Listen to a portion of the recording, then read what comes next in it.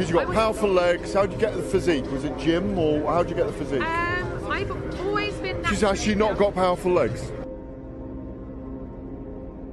Do you shower in your dressing room? Do you have a shower on the day of a fight or not? Tell us about the tattoos. Shut the fuck up, you little prick. But then I've got the Phoenix. Hey, prick. So I'll take it from Bob every day of the week. Absolute disgrace. That's your knowing or mine. Move him out of here, Darren. Ricky Hatton didn't go over for his fighter because he risked getting abducted and sold into sexual I never said that. Both have been rape victims. I'm not watching Frank Buglioni live on a Saturday night. You're out of your mind.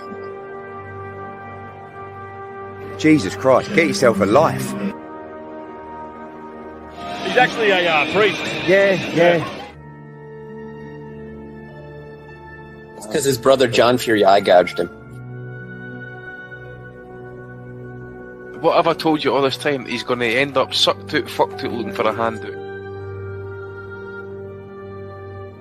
Boxing nutters messenger group. I'm gonna be the king.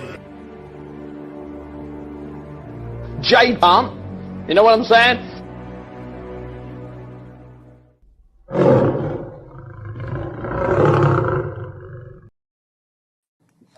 Welcome, ladies and gentlemen, to the 584th edition of the Boxing Asylum Nuthouse, proud member of the Sports Social Network, and you can catch us at 8 p.m. in the UK nearly every Sunday. We're going to take next Sunday off. You can catch us at noon Pacific time here in the States. I'm your host, Matt DiGianardo. With us today, we got Dez, and jumping on as well, Justin Dole. I'm looking forward to this. This will be a little bit of a change of pace, and I like it. Keeping it new, keeping it fresh. Not a whole lot going on this week. There was only a couple of cards to speak about and a couple to talk about for this upcoming week. It's slow times, but it's going to get better in September. There's some good stuff on the schedule then, but let's kick it off. From Canada last night, main event, Christian Mbilli taking a 10-round wide unanimous decision over Sergiy Derevyanchenko, who is just incredibly tough. He had his bicep on his left arm. It just literally rolled up on him. It was nasty. They caught it on tape on ESPN. So he was fighting one-armed against Christian Mbilli, eating all sorts of punches, but refusing to go down. He even had a round that he won. I think it was the fourth, with just throwing his right hand and his right hand only. Still has a lot of tricks to him, but Mbilli, gosh, it was going to be tough to beat him with two good working arms. He is powerful. He is quick, but I still have my doubts about him. Dez, do you agree? I think it's a great development fight. You know, honestly, a good fight to choose when you're moving a fighter along, waiting on that title shot. But I'm not seeing it. I think he's a contender. I don't think Mbilli's going to be a real champion. What do you think? Hi, Matty. No, I'm in complete agreement with you. I've seen enough of Mbilli to know now that he's strong, he's dynamic, he's got good mobility, he's very aggressive, but he's not a top puncher. He's not a world-class puncher. He's had 28 wins, no losses, 23 have come by knockout. From what I've seen in the last 10, I don't see a puncher. I don't think he's cute enough to be a puncher at world level.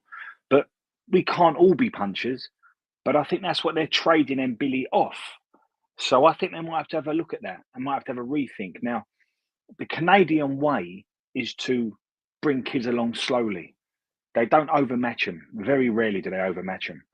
They match them well within themselves, and they watch it just marinate over 25 to 35 fights. That's where Mbilli is right now.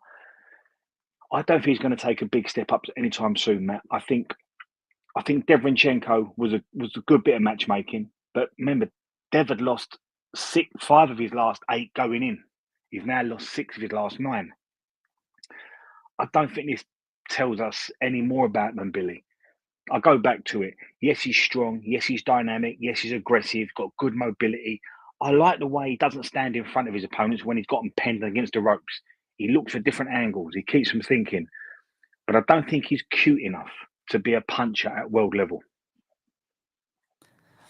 Yeah, he's just he doesn't do a good job of hiding what he's throwing by any stretch, and that's what I think. At the top level, they're going to start to be able to predict what he's going to throw, and they're going to be able to catch him in between. He's a bit of a kind of a what would you call it? Like a program by the numbers punchers. He's going to go through a pattern every kind of, more so than be clever, create a new different offense. Justin, what were your thoughts on this fight? Did you can you say anything that we haven't said already, or did we miss something? Can you guys hear me? Yes, sir. No, it's funny because if you look at him, he looks the part. I mean, so you can see why everybody gets hyped up about him. But I agree with you. I think when he goes up to that world, like the level higher, he's just going to get knocked out. He's going to run out of gas. Because if you notice, every punch he throws is hard. Like, there's no feints. There's no, like, let me kind of sit back here and check the opponent out. It is 100% of the time. He goes all out, and that's good versus, like, the lower level guys. But I don't think he's got a really good boxing IQ. I don't, like y'all said earlier, I don't think he has great power. It's good power, but it's overrated. They want you to think that he can knock anybody out with a punch, but any top 10 guy, top 5 with Derevchenko having one arm would have knocked him out. They would have finished him. I know that Derevchenko is crafty and all that, but big power guys would have got a guy with one arm and knocked him out. Oh, actually, that's right. Mbilli had the one arm. Anyway. But so I'm saying I just got to feel like if Mbilli's, when he gets, like, I agree with y'all, when he goes up a little bit, he's going to ride a gas. Somebody's going to catch him, and that'll be the end of this whole train. Yeah, and I mean, when I think about the top level guys right there, I mean, like, obviously Canelo, I don't think that he would beat Canelo. If Morel or Benavidez decided they're still competing at 168 pounds, I don't think that I could see him winning that fight. Unfortunately, there's promotional differences, which would keep him from a fight that I think is a perfect measuring stick for him, which would be Caleb Plant. I think Mbilli versus Caleb Plant is interesting. But Des, if I had to take a guess, with Jaime Munguia moving over to Top Rank and the fact that he's fighting Eric Bazinian, fellow Canadian, another Eye of Tiger fighter, I think that they're setting up Mbilli against Jaime Munguia. And man, I have to think that Munguia gets him late in the fight, but I do think he'll be a hell of a good fight. It's one of those that on paper you're thinking, man, that could be a fight of the year. Well, interestingly enough, Maxie, the 2 names you called there, I think that's the fight you go for, the Munguia one. I think Plant would switch Mbilli off, and we've still not seen, and this is really important, particularly when you've got a guy like Mbilli with his motor skills. It's really important to see what they're like going into round 6 and 7 behind on the cards. Can you show us something different? Have you got another phase? Can you pull something out? And I'm not quite sure Mbilli's got those tricks. I think, to coin that phrase without being disrespectful, he's a good one-trick pony. So your one trick is a good one, and it's got you this far, and it will get you a bit further. But I think someone like a Caleb Plant would switch Mbilli off, and going into round 6 or 7, Mbilli wouldn't know. Pressure fighters don't always know what to do when it ain't going their way and they're going into the second half or the last third of a fight, because everything they've ever done in their life has come from the pressure. But now you're saying to them, you've got to show us something different, and they don't believe in anything else because this has always worked for them. So I think a Plant would switch Mbilli off. I think Munguia, who I'm big on, I like Munguia. I think that's a lot more stylistically, a lot more of an even fight for Mbilli, and that's the one I'd go for too. Well, so you got to think about it. That fight would go a long distance because neither guy is like a knockout artist. but they're both going to just beat the crap out of each other. And I guess it would depend on who can take it longer. And I just think Munguia could take it longer. And I don't think Mbilli could take it all. I mean, I just think Munguia, I mean, they both can punch, but they're not like, it's just that kind of compressive punching. You know, the one where they can, it's heavy and it's hard, but it takes a while to build up on somebody. And they both have that same punch. So they're just going to be hitting each other over and over for like 11 rounds.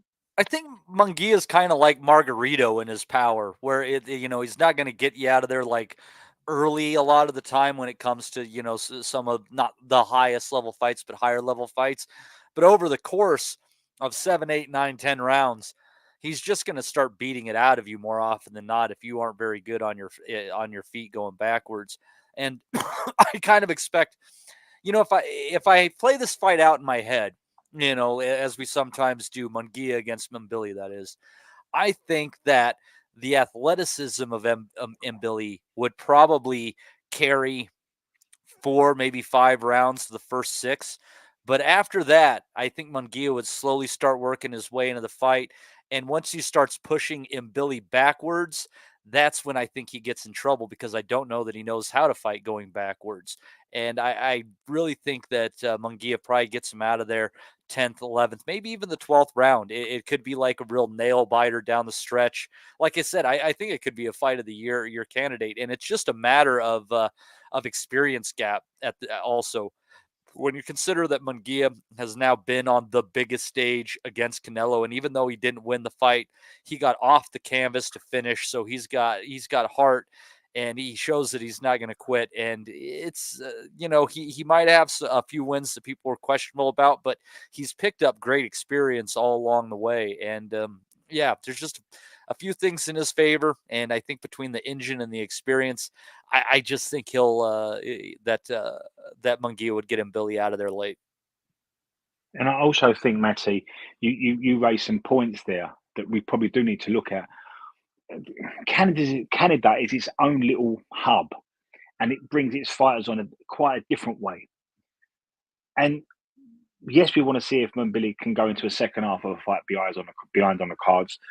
Can Mbilli show us a different phase to his boxing to get around a problem, particularly someone that won't go? Because if you look at his record, everyone he was expected to stop, he has stopped. And the guys that would have told us a bit more if he did stop, he didn't stop. Derevyanchenko point in case last night. So also, we have to see, can Mbilli travel? Because Canadians ain't got a great reputation of travelling. So there's probably 3 question marks over Mbilli. But after 28 fights, 23 coming early, I think now we need to have them questions answered. So the next 12 months, we should see a bit more from the people behind Mbilli to see, as Justin said, if he's got that punch at world level, if he's cute enough at world level, if he belongs with the top echelons of super middleweights in the world. There's quite a few unanswered questions for what is on paper a good career. Absolutely. And it's it's interesting when my hunch being that he can't fight going backwards. Another example would be last night with Arslanbek Makhmudov getting stopped by Guido Vianello of all people. He was not even able to come forward on Guido. He is this big bully has officially been figured out. And Justin, Makhmudov can't fight going backwards. I mean, at all. It's shocking. Someone with that much of a background has no ability on the back foot whatsoever. He can't fight, period. I mean, it's funny because it's like he's built. He has to bully you. He has to punk you. He has to lay on you. His whole image and his whole fighting style is intimidation, to lay on you. And you've seen the last 2 fights he's lost. If you push him back, if you don't get intimidated, and he kind of sees that you're going to be there with him, that's it. You can mentally see it. If the guy doesn't kind of back down a little bit and he can't kind of put his weight on you and pressure you the first few rounds, he's done. Same thing with, I think it was Caballero. He has no defense. He has horrible technique. His shots are like the clubbing shots. They're not really that great of shots. His power, we've seen now, his power is overrated. He doesn't really have top level power. I mean, he looks good versus 10 and 8 guys from Spain or wherever the dudes he was fighting. But when you get a guy who's actually going to hit him back, that's it. He doesn't have a great motor, doesn't have a great chin, and simply put, this is the last we'll see of him. We might see them. I think somebody said in the chat last night that Marcin said this would be somebody to give Anderson if he wants to come back. Something. I mean, he's just a body now. How many times we've all been watching boxing on here for years. I mean, I've been watching boxing as long as I can remember. These guys come and go. You see them every year. These huge dudes that everybody's like, oh, he's just intimidating. Look at his face. He'll walk anybody down. Who can take this guy? He's a monster. But when the monster gets stood up to, just like a bully in school, he's done. And Vianello, Caballero, just, they're not the best fighters in the world, but they have some skill. They can move left or right just a little bit, and he's confused. He's done. He looks like Shrek. He just, he just walks around. He can't cut off the ring. Because I don't know if y'all heard this last night, but he said that this guy has been fighting now for 7 or 8 years. He was in the Olympics, and he finally said that him and his trainer started working on cutting the ring off and different techniques. Isn't that shit you should have been doing? He's been doing his whole life. How did he get this far? He never had to do that because people were scared of him. You remember during the press conference, he tried to make Vianello scared of him. Like, tried to make all these comments to him, and Vianello didn't care. And that was it. He is a mental fighter, and he's done. He's just going to get knocked out. I don't think he'll ever win another fight again unless they put him versus, the 7 and 6 guys. But, yeah, it's funny. Vianello actually is starting to grow on me. He's got some skill. He's not great, but he has some ability, and that's all it takes to beat Makhmudov. If you can just move a little bit and you're not scared of him, you'll beat him. Well, the fact is, he even in his defeats, it's not like he's thrown in the towel on it. He had that cut against Rice, and that just kind of ended his night for him. And he fought a Jagba very close in a fight that people thought he was probably going to get stopped in. So Vianello is proving to be a little bit more than we thought. And Des, if I'm planning the next step for both of these guys, if Makhmudov insists on fighting, that is, he could retire. Who knows? But I think that Vianello should get that rematch against Rice and try to clear that up. Like Rice he's a very good kind of gatekeepery test prospect fighter. And if you can't get past him, there really is a ceiling on your career. And as far as Makhmudov, well, if him and Joe Joyce think they both need to keep fighting, Top Rank and Queensbury do enough work with each other, I don't see why we can't have those two guys who can't do anything but come forward, throw it out. I mean, if they insist on fighting, why not make it an entertaining match? Well, I think the story of Makhmudov, and you could probably throw Vanillo into this as well, it's the art of, or in this case, the lack of, matchmaking. Matchmaking is crucial in boxing. I ain't got to tell you that. But somehow, particularly in heavyweight boxing, when they're so much bigger and there's such weight disparity and they punch so hard and they gas out, they fall off a cliff, matchmaking is crucial. And I think to be a really good matchmaker with a heavyweight boxer, you've got to have a really good link, connection, understanding between the trainer and the fighter. And the trainer and the fighter have got to have a very honest, open relationship. I thought the Caballero matchmaking was all wrong for Makhmudov, but I do understand why they might have got carried away.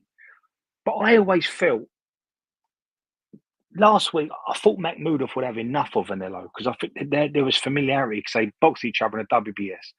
But Ames touched on it.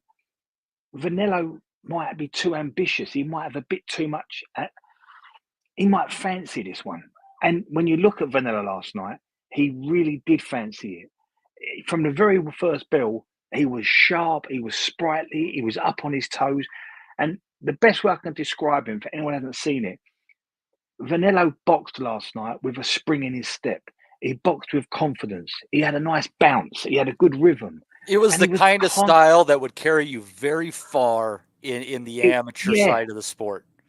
Right. So just forget levels and forget levels and forget comparisons for a minute. But I'm going to make one. it reminded me of when, because I'm old enough to remember the night when James Douglas turned up against Tyson. And he was like the second coming of Muhammad Ali. He was bouncing. He had spring. He was getting behind the jab, and he was looking for the right hand. Now, forget levels for a minute. That's what Vanillo looked like last night. He really fancied it. And someone in Vanillo's team must have said to him, if you hit this guy enough, he's not going to fancy the job. And Makhmudov, maybe because us boxing fans, we look for holes in the big fellas. Maybe we look for the weaknesses because we've seen it so many times. But Makhmudov is mentally fragile. And I can see him going into this world of self-doubt when things are not going his way. When he gets off the stall 3 or 4 rounds behind, his body language stinks of self-doubt. And you could see last night Vanillo growing. And he, like I say, was bouncing, he had a rhythm, and he was constantly looking for a really good straight right hand behind the jab. The only constant, so to come back to your original question and point, Matty, I wouldn't rush Vanillo now because I go back to the point of matchmaking. Vanillo needs 5 or 6 where he can perform like that because he's had his own losses, and although FA Jagba was a split, he might have got that on another night, and the Rice, there was a reason behind that. But I'd give Vanillo 5 or 6. Forget about earning money for the next 2 years. Forget about taking on big fights for titles. Let's just get you in a steady rhythm where we can master what we saw last night, which was a fighter with good hands, good feet, not getting hit, staying out of trouble, and being aggressive, but in a controlled, measured way. With Makhmudov, I think the door will always be open for a kid to get stopped on a closed eye. So that might be a gap in the door. But I think the cat's out the bag with Makhmudov, if I'm honest. Yeah, no, it's already there's these. So it's the choice at this point in time when you have a ceiling and you have to decide: am I still a fighter, and do I want to continue? Because it's not like you can't find fights. There's guys. Well, Cleotis Pendarvis currently is 21 and is currently 22 and 21. Do you remember that name? He was kind of a little fringe, prospect guy coming up. He's still fighting, and he can earn a living. Do you want to do that? He's 35 years old. But Justin, I just find it interesting. Like, you think about this. You had a guy like Makhmudov. You push him back, he's not able to handle it. Kovalev, you pushed him back, and he wasn't able to handle it. The Ukrainian army pushes into Russia, and they can't handle it. I'm just saying, Justin, that Russia can't fight off the back foot. That's all I'm saying. That's very true. They can't. They're not known for that. Because in Stalingrad, they actually were kind of a stalemate, so they really went on the back foot. So that was so we can't use that as an example. But they had to abandon Moscow and just allow for Napoleon to go in there, so then they could be on the front foot. I see their shit. That's it. They wanted to circle back around. So it's true. I don't know. It's some people. I think it's just a mentality thing. And you notice, like, if you're starting out as a boxer and that's what you're pushed as a beast, as a don't get in my face, I'm tougher than you, I'm better than you, I'm going to knock you out. We've noticed that, I don't rush it or not, a high majority of those guys don't make it. The guys that they have to be on the front foot, they have to be the top man, they have to scare you, they have to be this and that. Those guys are. There's a lot of examples of those guys that make it. But look at Tyson. That's all he was until Holyfield was like punked him and wasn't scared of him, and then he folded. So I was like, yeah, if you're a bully and they step up to you, majority of those guys back down, and that's their whole mystique. That's just who they are. And it's hard to get that mentality right when you're raised as an amateur, as an early professional, and everybody's sitting there like carrying your bag. You're this, like, don't get close to him because he's so tough guy. And when one guy stands up to you, most of the time they fold. That's in boxing and in real life. But yeah, that's what happened. Kovalev, same way. When Ward hit him in the nuts, That was into that. And he fought him a completely different way in the second fight. You know, he said, "I'm going to get in this guy's chest," and it was a totally different outcome. Low blows aside, I think he was going to win that fight, come hell or high water. I think because the trainer, Kovalev's trainer, was hurting him to the body too much during the camp, and it took a lot out of him. That's what the John David Jackson guy kept saying. I mean, I don't know what trainer would say that, but remember, he just kept saying we kept hurting him to the body. Well, if you keep hurting him to the body and you're his trainer, wouldn't you stop hitting him in the body if you're the trainer? I always thought that. I was like, why would you just keep hitting him unless you just have some reason to keep wanting to hurt him to the body? Because he's not. If you get hurt in training by your trainer, it's not going to get any better. So you just need to kind of switch your stuff up. But yeah, some people can handle it, some can't. I think Mbilli, I wouldn't put Mbilli as more of the bully category, but he's more of the bull. And, yeah. He's a high output front foot guy. And I'm not trying to. I guess the best scenario is if you get a matador, he's going to take him out. That's it. Once he fights a guy that doesn't care about him being the bull, it's going to make him that can outbox him. That's the end of it. And then then we won't see him anymore. I think that Mbilli versus Benavidez, I don't think that would ever happen. I think that would be a war that Benavidez would end up on the high side of, much like Munguia, probably in better fashion. But, Des, I'd have to say if there's anyone who is the nightmare around 168 for Mbilli, I have to lean into David Morrell just because he's going to see those repeatable patterns and he's going to just stick something in the middle of an Mbilli combination and send him into next Tuesday. I wouldn't put Mbilli and Morrell in the same conversation, Matthew. I really wouldn't. I think that look, there is a definite line at the top end of boxing. We could rough phrase it how you want, whether it's the elite percent to world class to very good. But Mbilli's not in that elite group. But I think Morrell's going to that elite group. And I think if Mbilli catches Morrell now, it's just a stepping stone before Morrell gets there.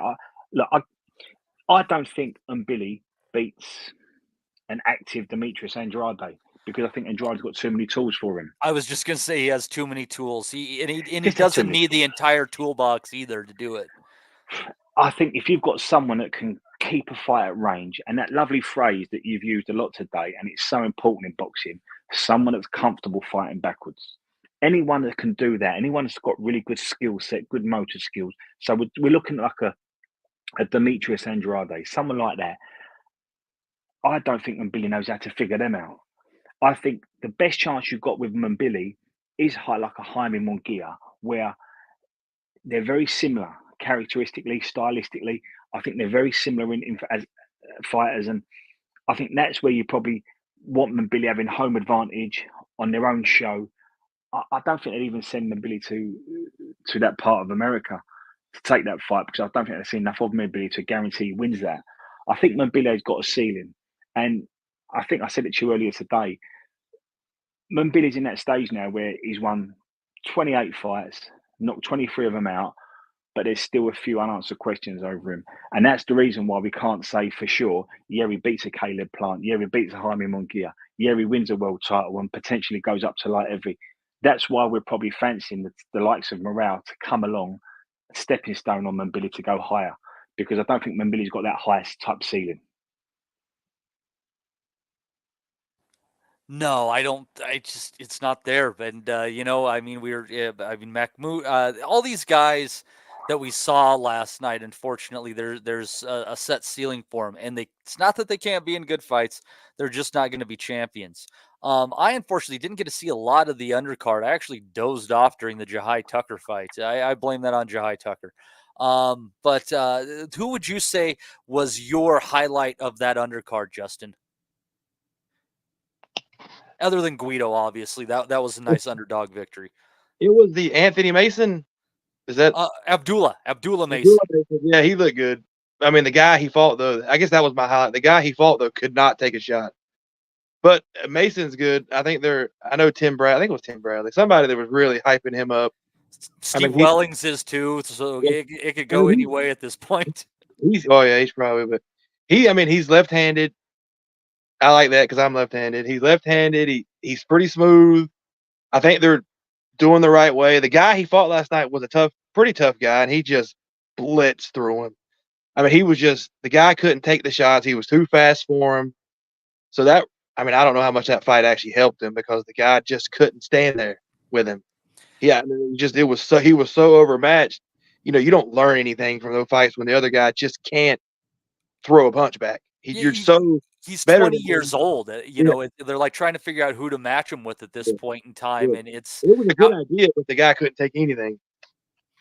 Yeah, I just wonder who, like what could be the next step for Mason, considering like how many guys are going to risk their O against this, 20-year-old wonderkind. I mean, he's an exceptional fighter.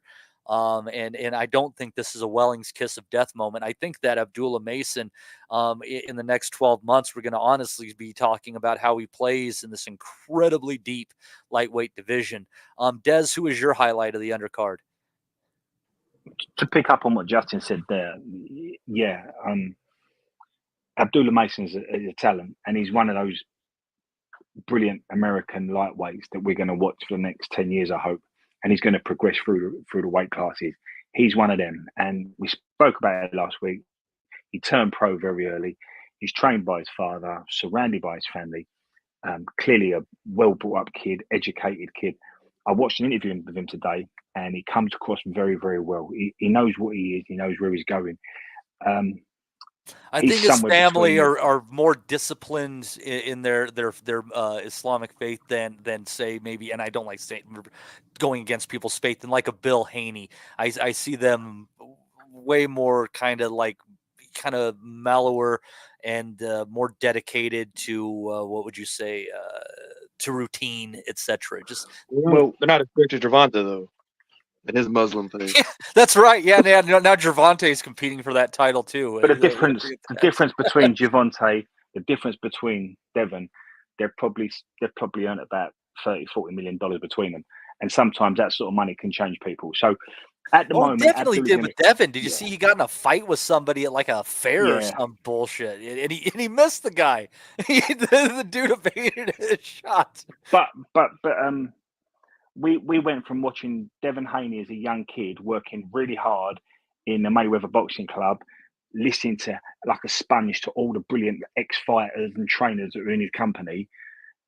Fast forward a couple of big fights in a world title, he's now driving flash motors, carrying loads of money in his pocket, and showing you how many watches he's wearing. So sometimes money can do that to you. So let's hold fire on that with Abdullah for now. But at the moment, he's in a really good space.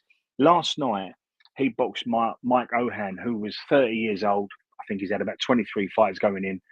He should have given Abdullah rounds. And the fact that he didn't says an awful lot about Abdullah. So that was a really good performance. I think because the lightweight division is so hot, but they will start calling Abdullah out now because that's when you want to get him now. I think Top Rank have got to try and keep him steady and progressive steps over the next 24 months, and then let the landscape shift around a little bit. Then you might catch a big name on the way down, but he's still very, very young. All right, I'm going to say something, and you guys feel free to tell me if you think I'm crazy or not. But even though it won't happen, if they were to, for some reason, put Mason in with Keyshawn Davis before the end of the year, I'd take Mason. Yeah, it's a good fight. I'm big on Keyshawn. Yeah, it's a good fight. I wouldn't want to see it though, would you, Matty? Because we're about nurturing these brilliant talents. No, I disagree. I like to see these guys almost go through the fire, because if you look at how stacked this lightweight division is, if you really want to break it down, there's probably 8 to 10 fighters, maybe even more, who styles make fights and play in against each other in title and non-title affairs. And I just think these guys need to get it on. Like, if they want to build intrigue in this division, make fights. 135 could be absolutely incredible. They could have their own potential 4 kings after the dust clears if they would put these guys in with each other. My opinion. No, I get that. And we had it over here similar with George Groves and James DeGale. Both brilliant pedigrees, both natural rivals in the same division, fighting for British and Commonwealth titles. Before their 15th fight. Before their 15th fight. fight. Yep. Correct. And both of them went on to win world titles, and that never hurt their careers. But when you're doing that with a young prospect, so let's look at that case as an example. James DeGale had to have been a very mentally strong person, and his next fight after that was in a leisure centre in a shopping mall, and that could have broken a lot of people. So thankfully it didn't. But I'm all for that type of matchmaking, Matty. But the promoter, the sport, the network, and the fans, we've got to support it, the winner and the loser. We've got to be forgiving, because someone's going to lose. A really good kid's going to have an L on his record pretty early in his career if you make that type of fight. So I'm for it, but we've got to be forgiving for the loser. Yeah, well, absolutely, and I think that's a big thing. Like Mayweather made the obsessive thing in boxing, and I don't think that's the way to look at it. Now, also before I move on, because I'm going to look into that lightweight stuff just a little bit more, but I know you're also high on Osleys Iglesias, and he was even though Agbeko has been stopped, he's been stopped standing. He was the first guy to ever put Agbeko on his ass. This super middleweight. Talk about a guy in a division who could play and who could play soon. Looks like this Iglesias guy could be the goods too. So whereas Steve Wellings is all over Abdullah Mason, I'm all over Osleys Iglesias. I just think there's a smell about this kid. He's got something about him. I said it last week. 5-time Cuban national runner-up. So he missed out on all the major events. He missed out on the Worlds and the Pan Americans and the Olympics. He missed out because he never won a national title. He's found himself in Germany. Someone's really clever because they thought, do you know what? The light's not on the runner-up, so let's pick him up. And they've got one here. This Iglesias can fight. He's aggressive. He throws every type of shot in the book. He goes looking for you. What I liked about him last night was he done something that I don't expect a young pro to understand, and he really did get it. He wobbled Agbeko early in the fight. Agbeko covered up. His legs were a bit rubbery. So what did Iglesias do? He hit him around the back of the ear on top of the head. And we know that can hurt your hands.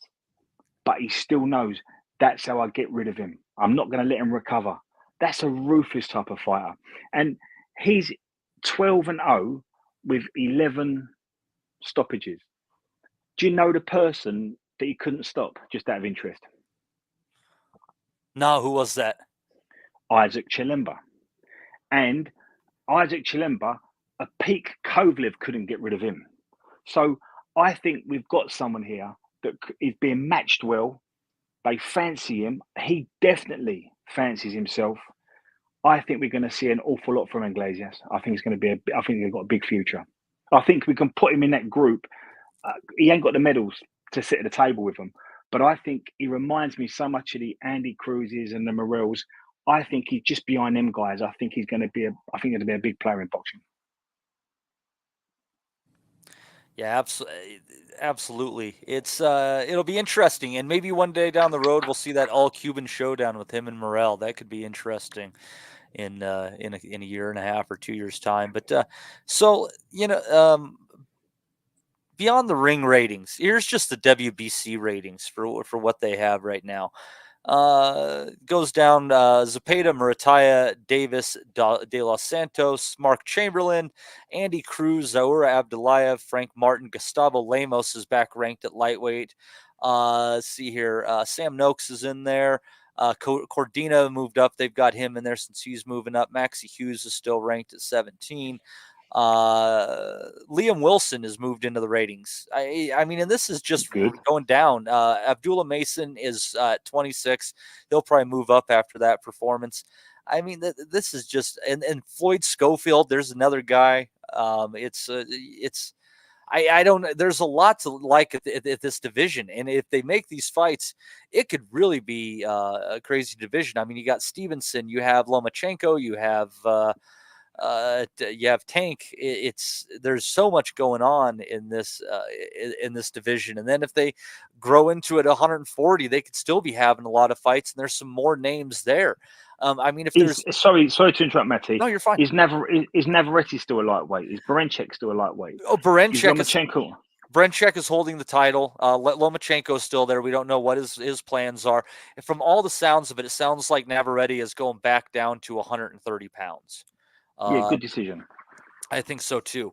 But it's just an incredibly good division right now. And I mean, Justin, who would you say in 3 years' time, if these guys don't move up, say they all stay at lightweight, in 3 years' time, who do you think is going to be your top five at let's go 2 years, actually. 2 years, not 3. 2 years' time, who do you think would be your top five at lightweight?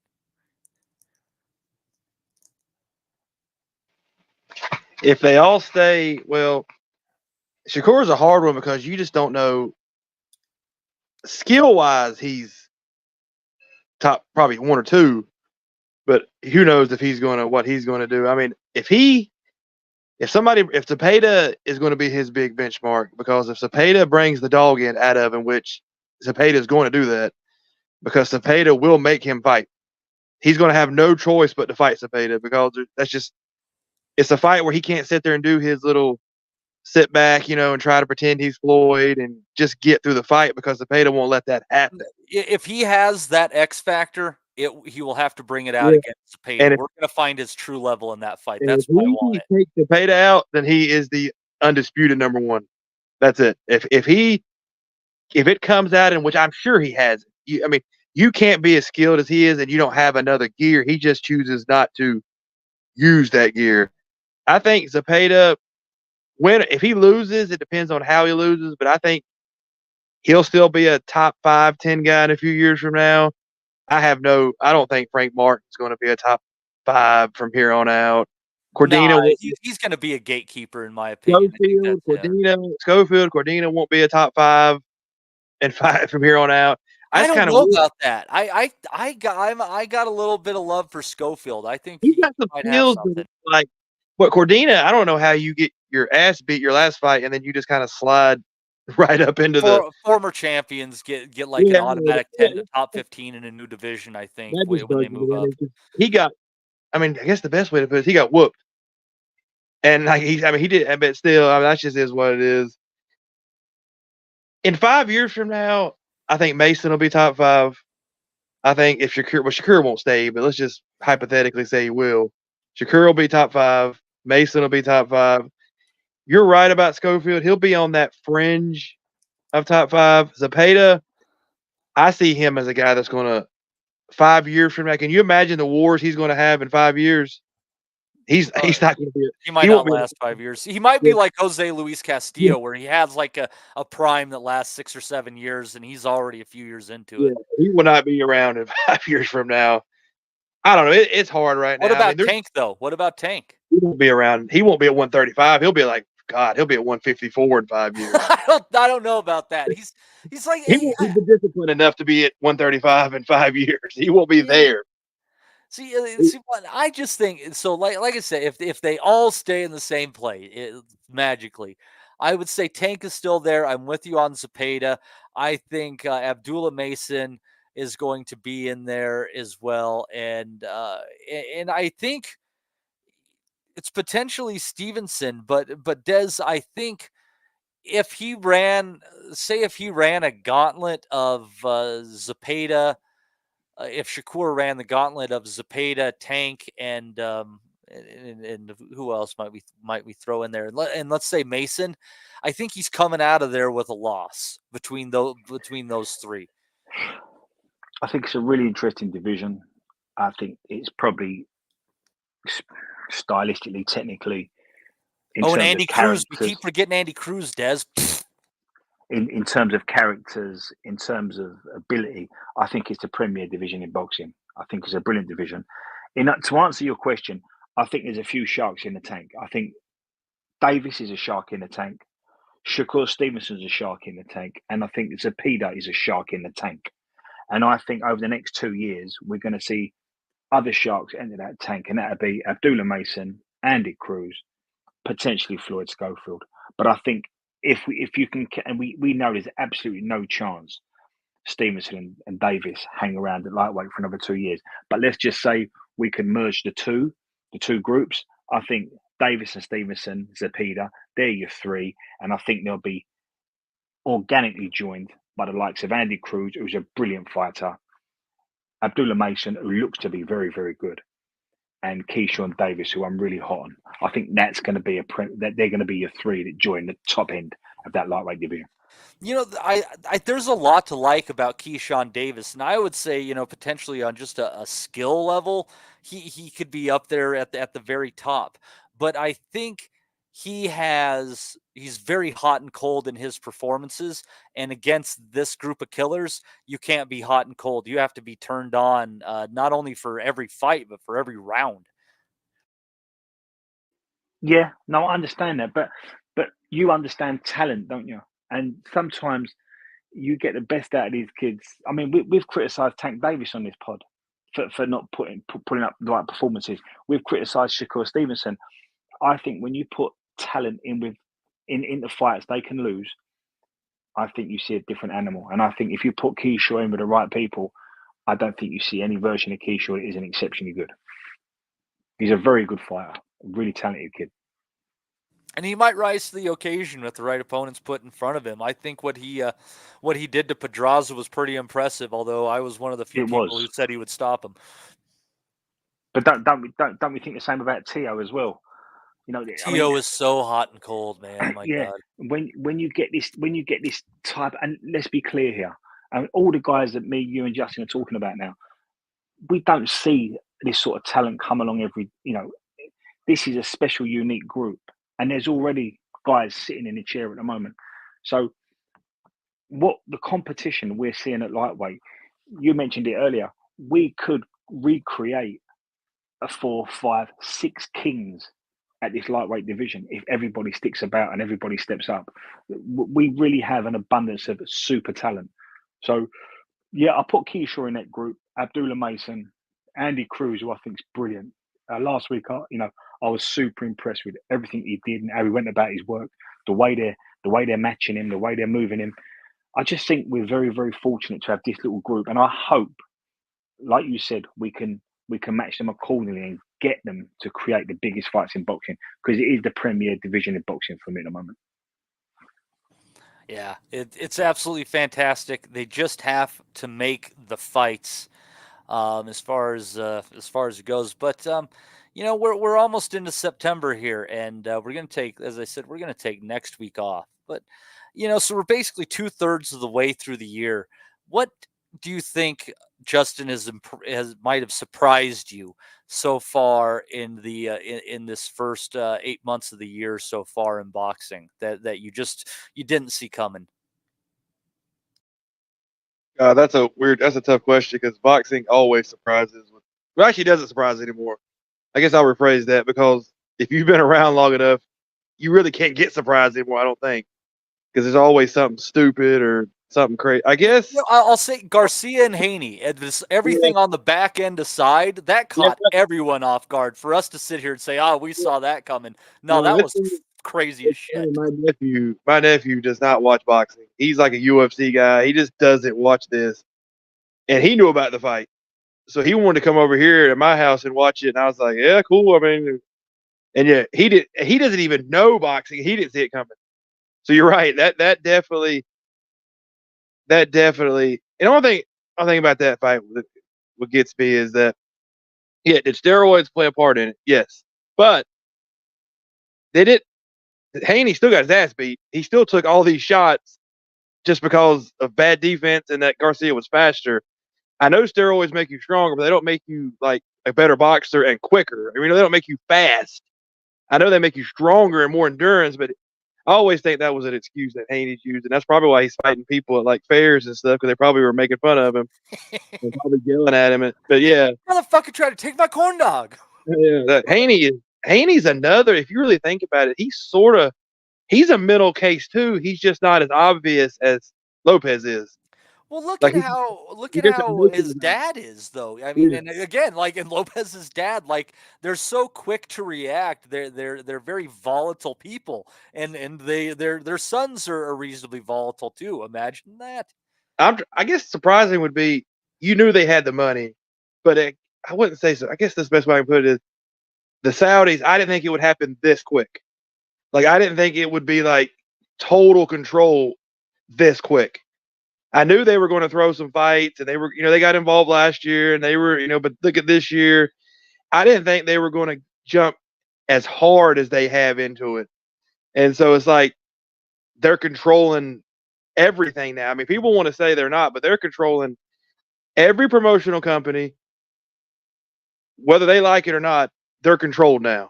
They might not admit it, but they have. I mean, I guess they have a master now. I did not see it coming that quick. Where now every fight that's made, I bet you $1,000, they're calling Saudi and just saying, "Hey, is this fight cool? Do you guys want this fight? Is this going to be okay?" You know it is, and I did not see it coming. Where we would live in a world where it's not UFC level, but it can be that, and it kind of is to a point of they're in charge, regardless if you want to say they're not. They're in charge. They control it. You have to do what they say if you want to get paid now. And I did not see it happening that quick, where they would just be the gods of boxing, and they are, or in their case, the Allah of boxing, or however that works. I didn't see it coming that quick, where it's like it's done. They're in charge. Yeah, and it's funny, like Allah Sheik is just basically telling Canelo, "Fuck you," Tim Tszyu, "Fuck you." Like, you don't want to play? Okay, fine, screw you. I'll go find other fights that I want to make. You ask people on Twitter, "Hey, what fights do you want to see?" Like, I can't help but like this guy. On the other side of the token, Des, I got to say, one of my surprises on the negative side of the sport is that when that PBC Amazon deal was announced, I didn't expect a lot, but I expected more than three or maybe 4 pay-per-views on that site. Is all. None of the regular free cards or the just with your Amazon subscription have gone through. Like, this PBC Amazon deal has been awful, and these PBC guys are just on the shelf. It's been terrible for the sport, I think, Des. Yeah, and I don't think boxing's got particularly good form with subscription channels, is it? I mean, over in the UK, we saw Box Nation have a go, and before that, we see various other channels that would be a subscription-based pay-as-you-go for boxing. And DAZN has had an awful lot of hurdles to overcome, and that's probably done a complete 180 from what his business model originally was to what it is now. I'm not quite sure boxing's that type of sport, and I hate to talk down on boxing because we love it, and I hate to categorize it as something that's quite minimalistic, but I think boxing is becoming quite niche. And the way I judge that is, if I go down to a health club that I go to every day, and you've got tennis being played and badminton and squash and cricket, and there's people up there that have had a lifetime in sport, you could walk around 200 people, and not many of them are familiar with what's going on in boxing at the moment. They might be familiar with Mike Tyson or Lennox Lewis, or they might understand what Floyd Mayweather's gone on to achieve. But if you was to speak to someone and talk about this weekend's fights, how Denzel Bentley got on, what's for Denzel next, they wouldn't know what you could be talking a foreign language. I think boxing is quite niche, and I think any channel that sets itself up on a subscription-based basis is destined to fail. Sorry to come across you there, mate, but the only way boxing is going to hit numbers and achieve its targets is if it consistently rolls out the best fights and the best shows, and that's the one positive that I've seen in the whole Riyadh thing, that we are getting really good fights, and the promoters are coming together, and for me that's the biggest thing. I never saw that coming. Boxing might be a niche sport, but the thing is, if you pick out like all the people, all the countries who are interested, that are that collective niche audience, it might not seem a lot based on if you just live here or you live there, but when you put the whole pie together, it's substantial. And with streaming and all this, you can now pull that pie together to create a profit for yourself. So but you have to have a hell of a lot of capital to be able to break that market. So I don't know. It's an exciting time as far as that goes, with the fights that are getting created. But there's only really been 3 fights though, as far as United States go. And Justin, I'll see if you can, or 3, we'll say 3 stories basically, and tell me if you think I'm wrong, that have kind of broken the cultural zeitgeist here in the States. One, I think, would be Tyson Fury, Alexander Usyk. I saw a lot of people who don't talk boxing who were interested in that fight. Ryan Garcia and Devin Haney. And then Imani Khalif, that story. So you have 2 things that were absolute shit shows, regardless of the quality of the fighters involved. And you have one where they're talking about boxing contested on its highest level. Are those the only 3 that you can think of your, friends who don't follow the sport having any interest in whatsoever in the last year? Definitely the 2 of them, because, like I said, my nephew doesn't watch boxing, and he was all over it.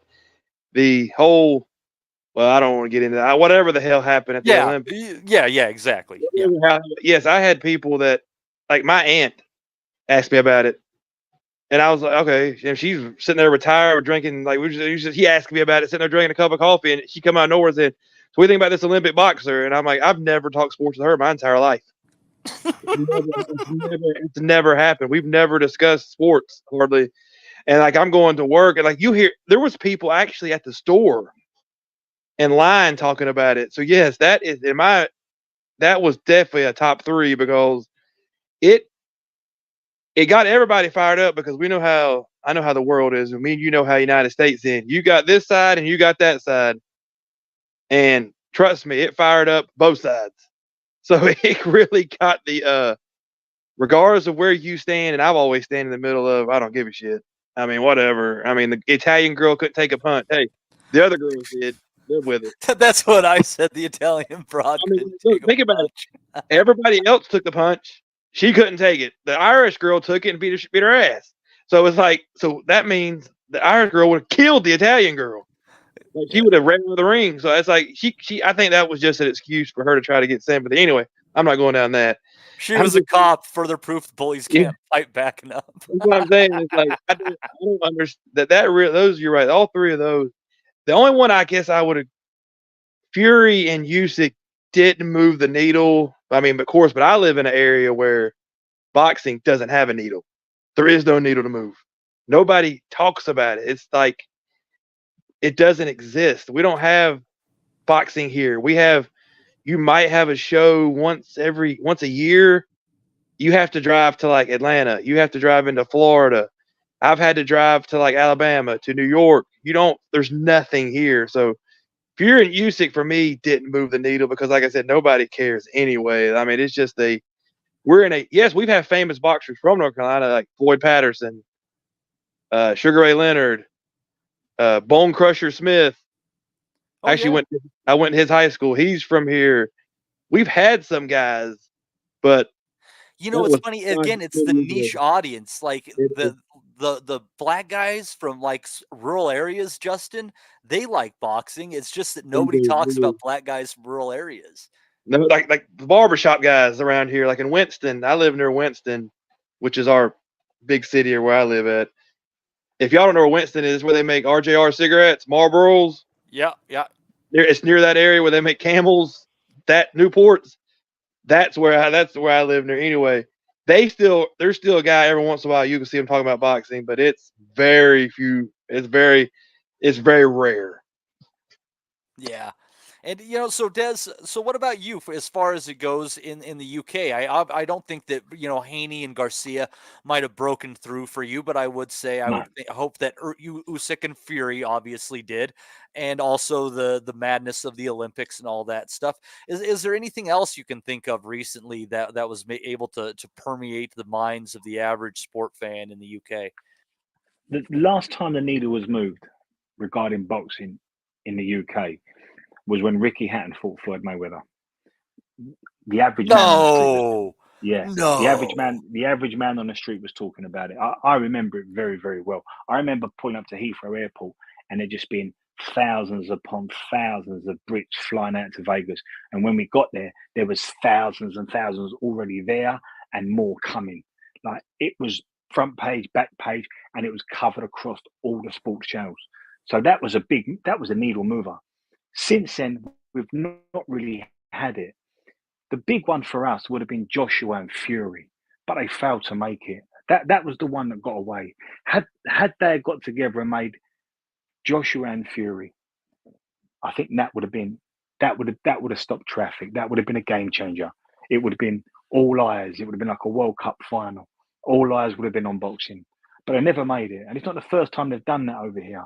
We've had a lot of fights that were potential stadium fillers and would do huge box office numbers, and we've watched them just marinate to the point where they've been overcooked, and now you can't fill an arena. And that's quite prevalent in the UK because we have a small talent pool, so promoters tend to protect, cash cows, and that's what happened now. So we might see Fury and AJ, but I think they're both past their best now, and the cat's out of the bag for both of them.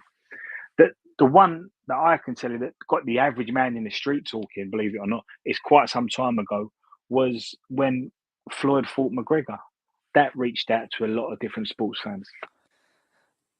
It's always when it's a shit show. It's a shame that it's never when it's like the fights that we know are going to be good and end up being classics. And nothing excites people more than a circus, does it? No, it's people. Yeah, people tune into the shows like Maury Povich and stuff, and it was on for a reason. They like the sideshow. And it's a shame because you are not the father. What's that? You are not the father. Oh, I was actually watching that yesterday when I was off work. So yeah, I'll admit I still like it. There was an episode where the gal was testing the 15th guy and he still wasn't the father. But Matty, we had an opportunity in this country, and the guy carrying that baton was Anthony Joshua, because he sold. He really did. Like when he rocked into town, he sold out arenas. He sold out stadiums. He had charisma. He had the look. He had the push. He had the broadcaster. In those first, let me get my numbers right. In those first 8 years, AJ was a big deal. From the very word go, it was a really exciting time. And there's an awful lot of heavyweight boxers, and even fighters of other weights that appeared on undercards that can thank Anthony Joshua, because he brought a lot of different money into British boxing. Got guys that have earned a lot of money in the AJ era. I've got AJ to thank directly for that. He was huge for us, but there was a lot of cracks with the AJ brand, and people saw through it. And his promoter wasn't overly fancied in this country, and the broadcaster are known for sort of, spinning things and perhaps putting out their version of events. And the UK is a small place. People talk. So I think in answering your question, in answering my own question, they pitched us AJ as the second coming of Muhammad Ali when they should have just said, this is another Frank Bruno. And I think we'd have got so much more out of him. And I think boxing would have benefited. But people was waiting for AJ to fall a lot of the time towards the end of, even to this day, they're waiting for AJ to fall so they can say, we told you so. But AJ could have brought an awful lot of eyes on the boxing. He did. But we might have missed an opportunity to really take boxing over the line into a crossover state. The problem is in sport is they don't know how to undersell and over deliver. Nah, the idea that, like, if they would have said, yeah, we think he's going to be better than Audley, I'm like, okay, let's see how that goes. Yeah, and he would have greatly outperformed Audley Harrison's career, by leaps and bounds. But no, they decided to say, and more so, I think, Des, more so than I know it was the next Muhammad Ali, but I think there was more, even though he fought for Canada, I think it was more like saying he was the next Lennox was kind of what they were thinking on that. Because it hadn't been that long, and Lennox had some level of popularity, I would imagine. Lennox was an interesting one because I was there. in the whole Lennox Lewis career. I remember it like it was yesterday. And I was speaking to Dominic about this a few weeks ago because he asked me something about Lennox's career, and someone had made a comparison with Lennox to, say, Anthony Joshua or Daniel Dubois. People never in this country, people never took to Lennox at all. They called him a Canadian. He wasn't British. And then even when he won his world title, they threw at him the same stuff they're throwing at Daniel Dubois. I was there. He's got that belt out of a bin. He never beat the world champion. And then he got knocked out by Oliver McCall. And people said, I told you so. And then he went around this brilliant run around America where he was fighting brilliant fighters. And he took a bit of step aside money. And people still threw darts at him. And it was only after the Zelko Magrovic fight. That's when people started accepting Lennox. It was the last third of his career. But up to that point, Lennox didn't get any love in the UK. Lennox wasn't really fancied in the UK. But by the time he'd fought Zelko Magrovic, we'd seen a bit more of his personality. He could be himself a bit. The monkey off his back of being unbeaten had gone. It teamed up with Manny Stewart. He'd put a bit of weight on. He'd become a certain type of fighter. And then he went on that brilliant run with Evander and Grant and Tua. And then people started falling in love with Lennox Lewis. I'm telling you now, Lennox Lewis, top 3 heavyweights of all time. Lennox Lewis, brilliant fighter. Really, really love and respect him. But a lot of people in Britain didn't get that feeling for Lennox until the last third of his career. Yeah, that's interesting. Go ahead, Justin. I was going to say about Lennox, I remember watching the build up for that fight, and I really thought, being the American guy, that Michael Grant at that time, because I thought, okay, he's got a chance. Teddy Atlas was building him up. I mean, he looked good. I was like, okay, Michael Grant's got a shot in this. Good God, didn't last at all. I was like, Mike, as soon as he got in the ring, boom, that was the end of that. I mean, for our side, because I think Maddie knows, the Americans are few and far between now beside Wilder as far as heavyweight goes. So I thought Michael Grant was going to do something. God, I was completely wrong on that. Wrong on that. Yes, but to be fair, Justin, you was allowed to think that because Michael Grant was 31-0 going in. Michael Grant was huge. Michael Grant he was your guy. He had the look. He talked the talk. He was immaculate. He was brilliant. He had the skill. He looked good. He had ability. He looked good. He just had no heart.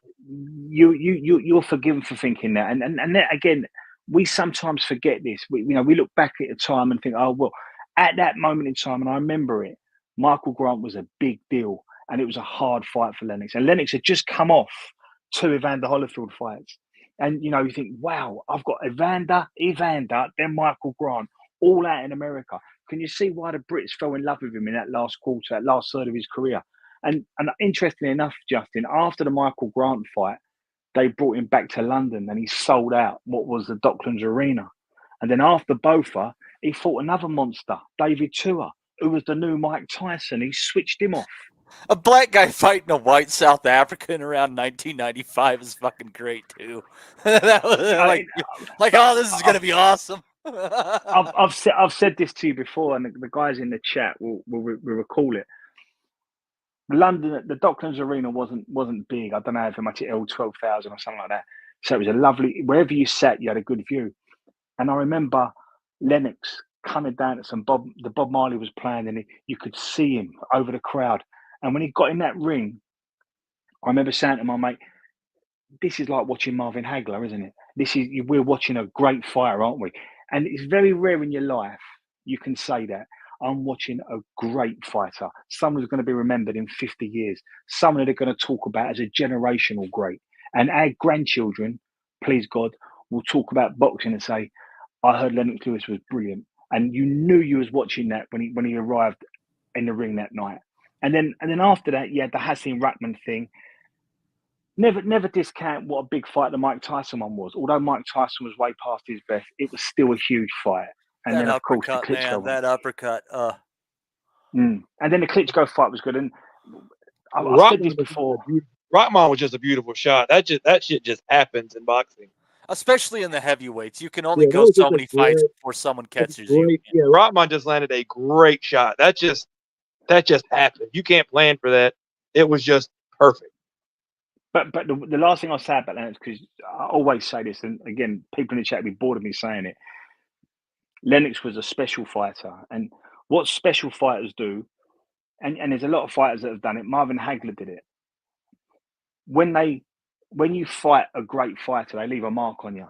And Lennox Lewis turned the trajectories, the careers of people like Shannon Briggs and Henry Akinwande and Michael Grant and David Tua and Hasim Rahman and even Vitaly Klitschko had to have 2 years out on the side after Lennox. When he hit you stayed hit. He was a very, very good fighter. Brilliant fighter. Now, so you said, so let me, because I want to maybe talk about this a little bit, because it's like I said, slow week.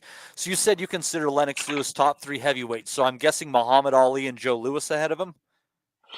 I would say, and again, it's so subjective, and I don't want to start an argument, but I always thought Muhammad Ali was the best, then Larry Holmes, then Lennox Lewis.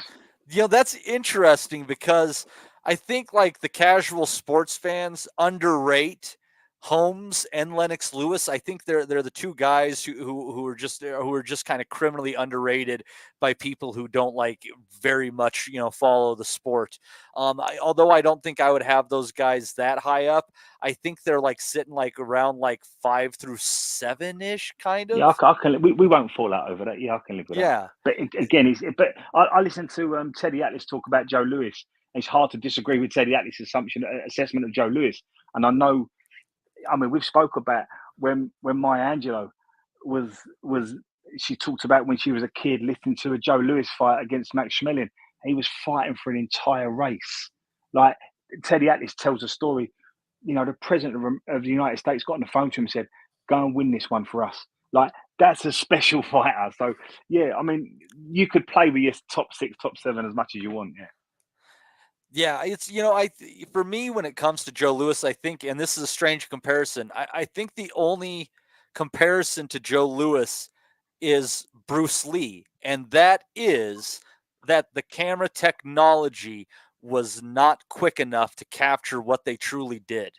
Like in the movies, Bruce Lee had to slow down what he was doing just so it was like properly captured by the technology that they had. And obviously, Joe Louis isn't going to be doing that, for them to be broadcasting a fight, especially radio era and stuff like that when there's very little filming going on. So I mean, if you look, he was just ungodly fast, and you can't understand it apparently based on watching footage. Because it does not show it.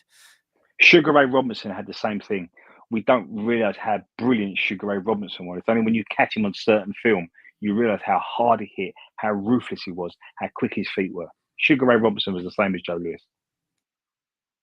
They two absolutely incredible athletes of their era. I mean, that's why people always, kind of look at boxing goes up and down and stuff. Like when you have guys from an era like that, it's incredible, especially the stories that are passed down. And nostalgia is heavy in people, and they might go a little hard on things. But when you hear people tell stories or read stories that have been written in books about Robinson, about Lewis, about Armstrong, and even Jack Dempsey and Jack Johnson, it's like these guys. It's interesting trying to think how they might have competed through the years, through the generations, because sometimes I think they're just premier athletes, and premier athletes are what they are. They won't suffer in any generation. Well, that's interesting you said that. That's a great point. And that's why, look, Muhammad Ali's style's never been repeated. No one could ever do it. So he was a unique, he just put him on a separate tier.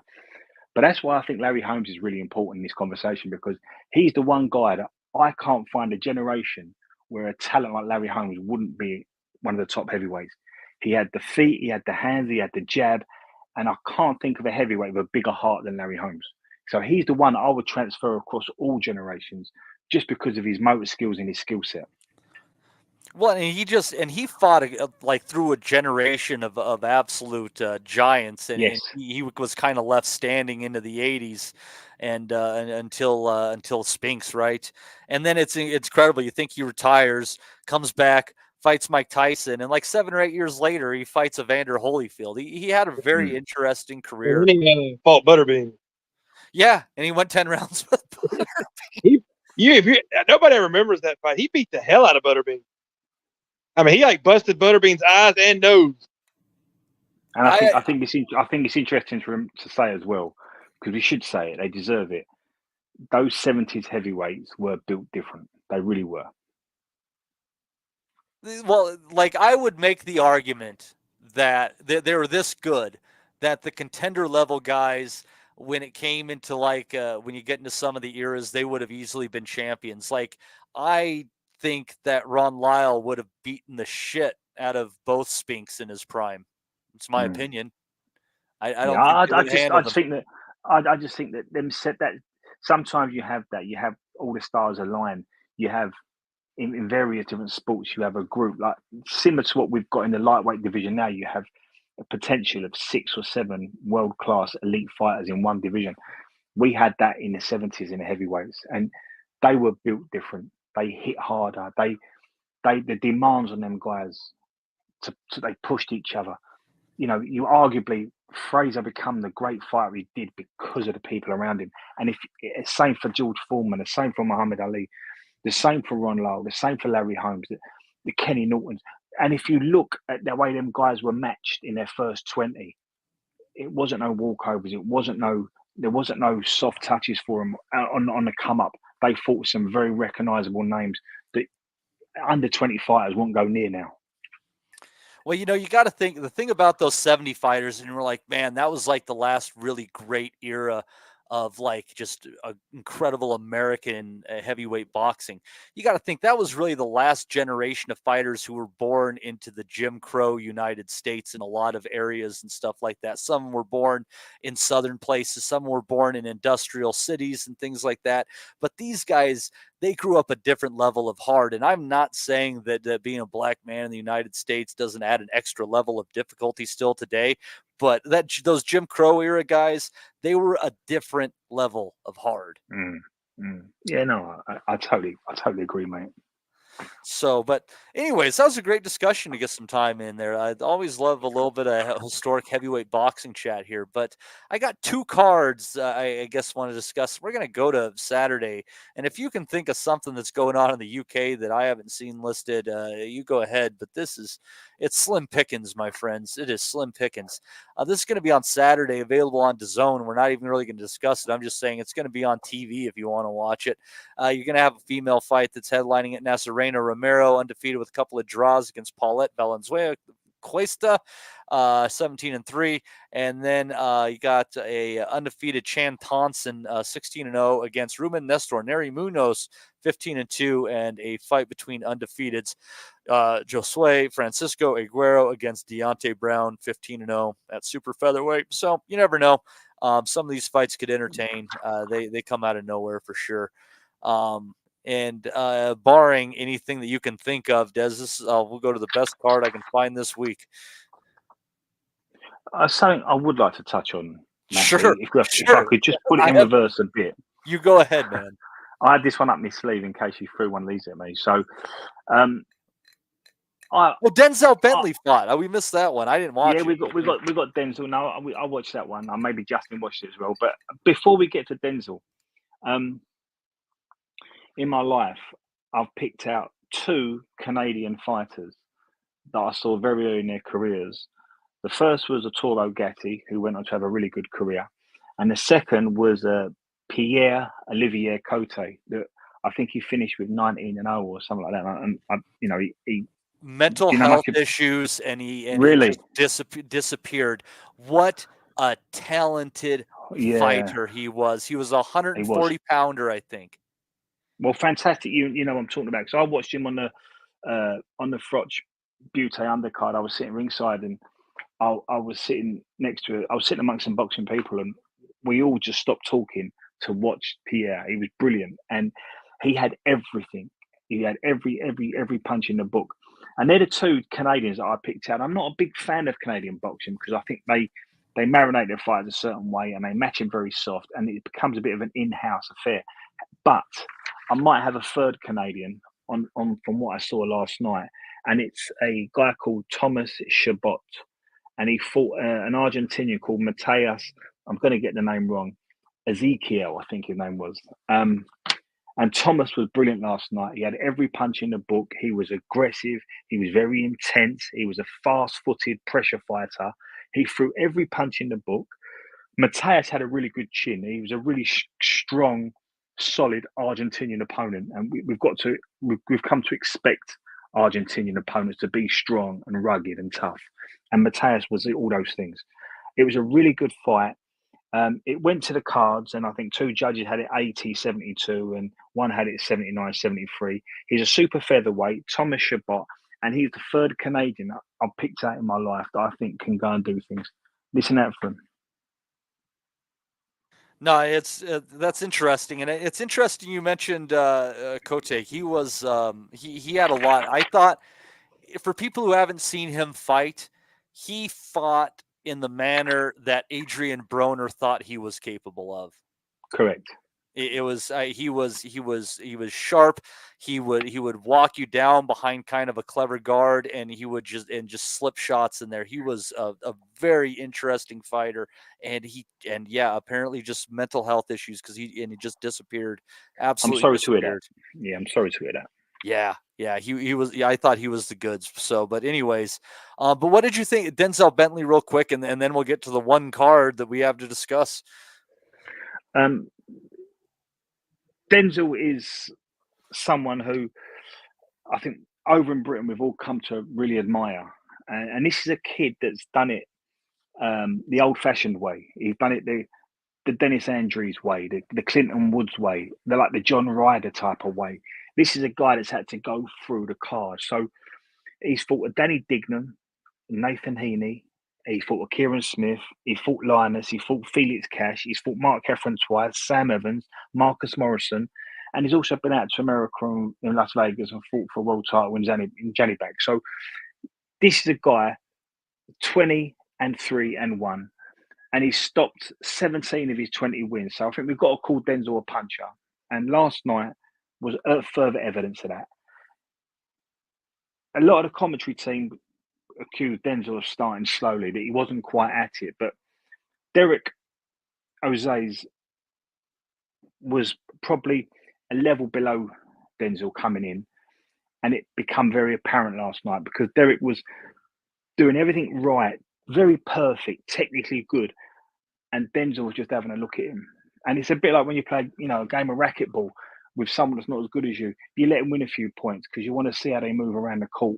And I think Denzel was doing that with Derek last night. And he had a look at him. Probably one of the knockouts of the year because technically it was brilliant. Denzel just stepped back, leaned back, allowed Derek to throw a short jab. He just come underneath with a brilliant right uppercut. And Derek was counted out on the floor. So we wish Derek well because he stepped up last night. And I'm always one of these people who say we don't want to punish kids for taking big fights and losing. I'd like to see Derek come back at area level or English level. He's not a puncher, so he wants to really work on his technique, work on his IQ, work on his ring generalship. I think Derek's got a future, and big respect for Derek for taking last night's fight. Denzel, interestingly enough, I think domestic middleweight boxing is really fierce and competitive over here. There's an awful lot of landmines lurking around.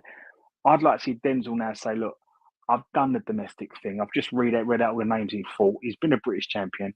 He holds a version of an interim title, an intercontinental title. I'd like to see Denzel now fight for some world titles or just get himself away from domestic boxing and cement himself at world level boxing. I think he's good enough. I think he punches hard enough. I think we've seen a side of Denzel in the last 2 years where he's cute enough to work his way around really good fighters, look for spots, find his own win. I think Denzel's got a future at world level. I'd like to see him. I mean, this is a guy that fights 3 times a year since COVID. He's been very active. He's been busy. He's taken a few losses. Promoter's been good for him. He's been good for the promoter. I'd like to see Denzel step up now and stay at world level because I think he's good enough to win something at world level.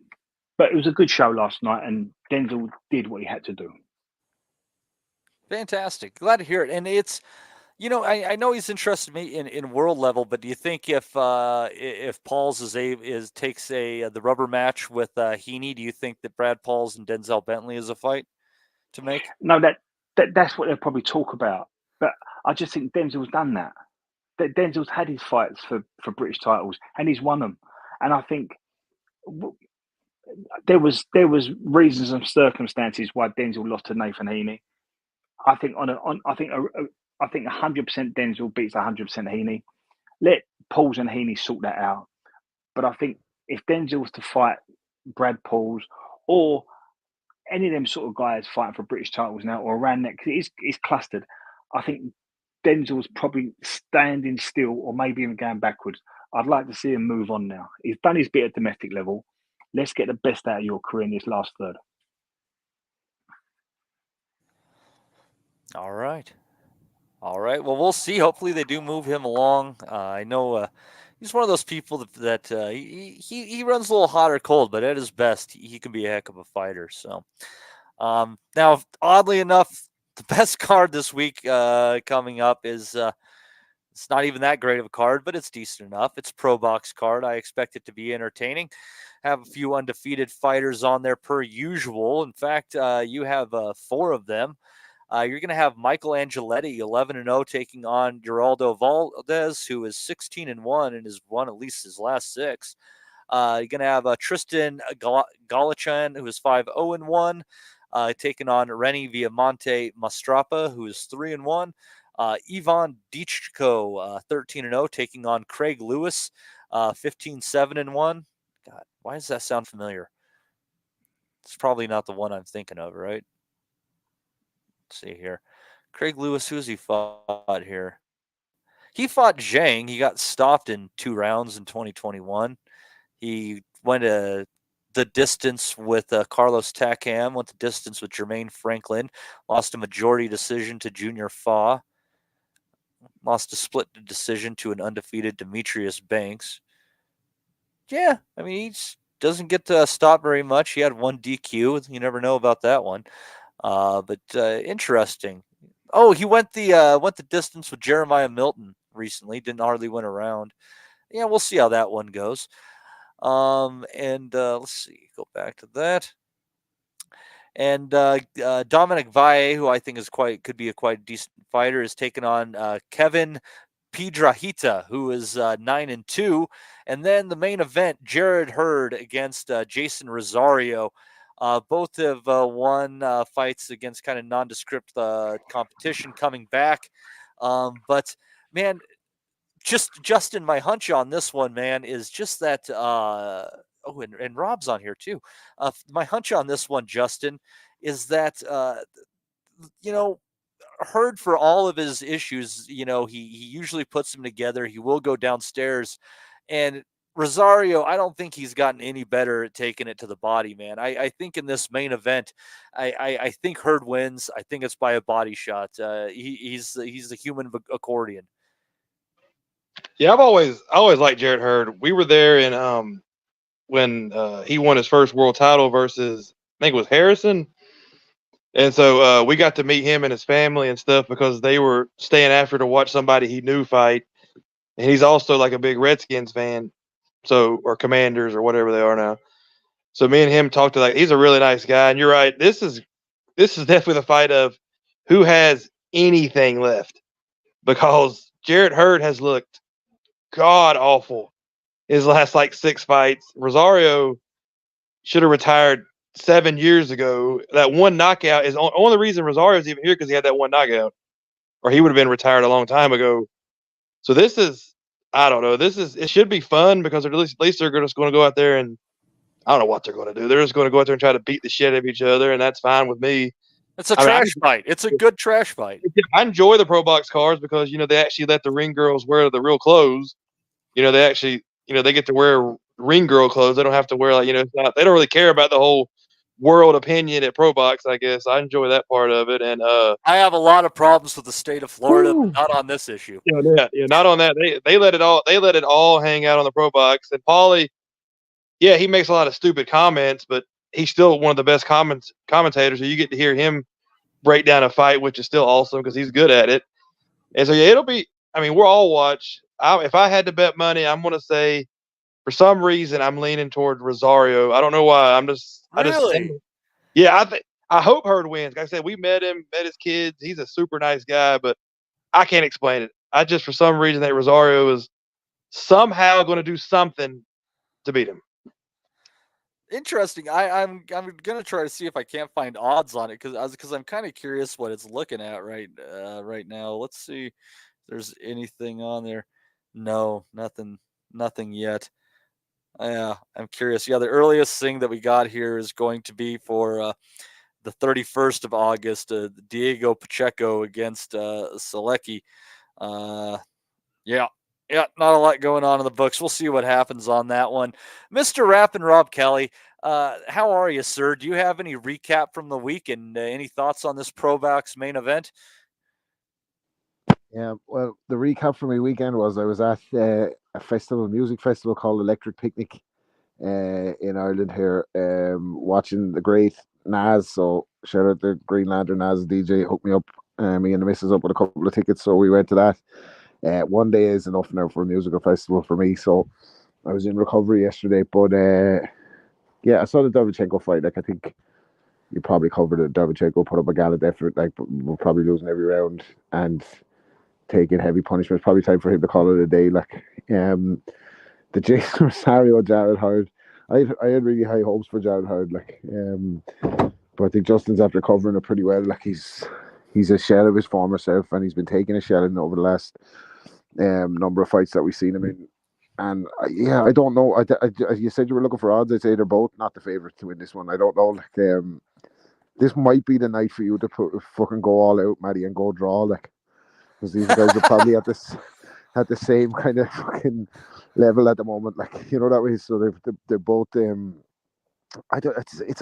It's a very weak week. Put it that way. It's not going to capture any public interest. I don't think there's many places for the winner of this fight to go, but there's certainly no place for the loser of it to go. So maybe it's a kind of a all or nothing fight for both of them. I don't know who I favor in it. I think if Howard was in his pomp, he'd be massive favorite, but I don't know where he is at the moment, where the punch resistance is, where the fitness is, what the damage has, the accumulated damage is going to look like in the ring. So I'm going to edge with Rosario, but I really don't know. Like, I know what they're saying about Paulie. Paulie, it's a pity. Paulie Malignaggi. It's one of the biggest pities in boxing that he's a bit of a fucking shithead. He don't know how to close his mouth and protect his own revenue streams. Because he's, in terms of fight punditry, ex-fighters who are pundits, he's probably the best ever. I think he's certainly one of the best. He certainly used to add some amazing insights while the fight's unfolding.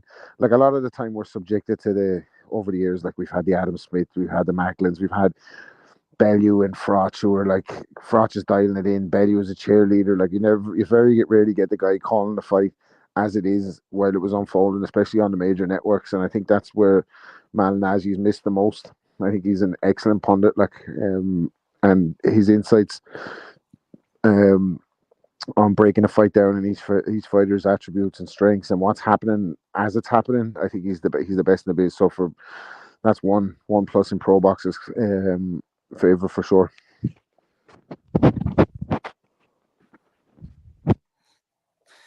Yeah, I don't know. I'm feeling Hurd. The draw's an interesting thing. It's just that every time that Rosario has lost, he has been stopped.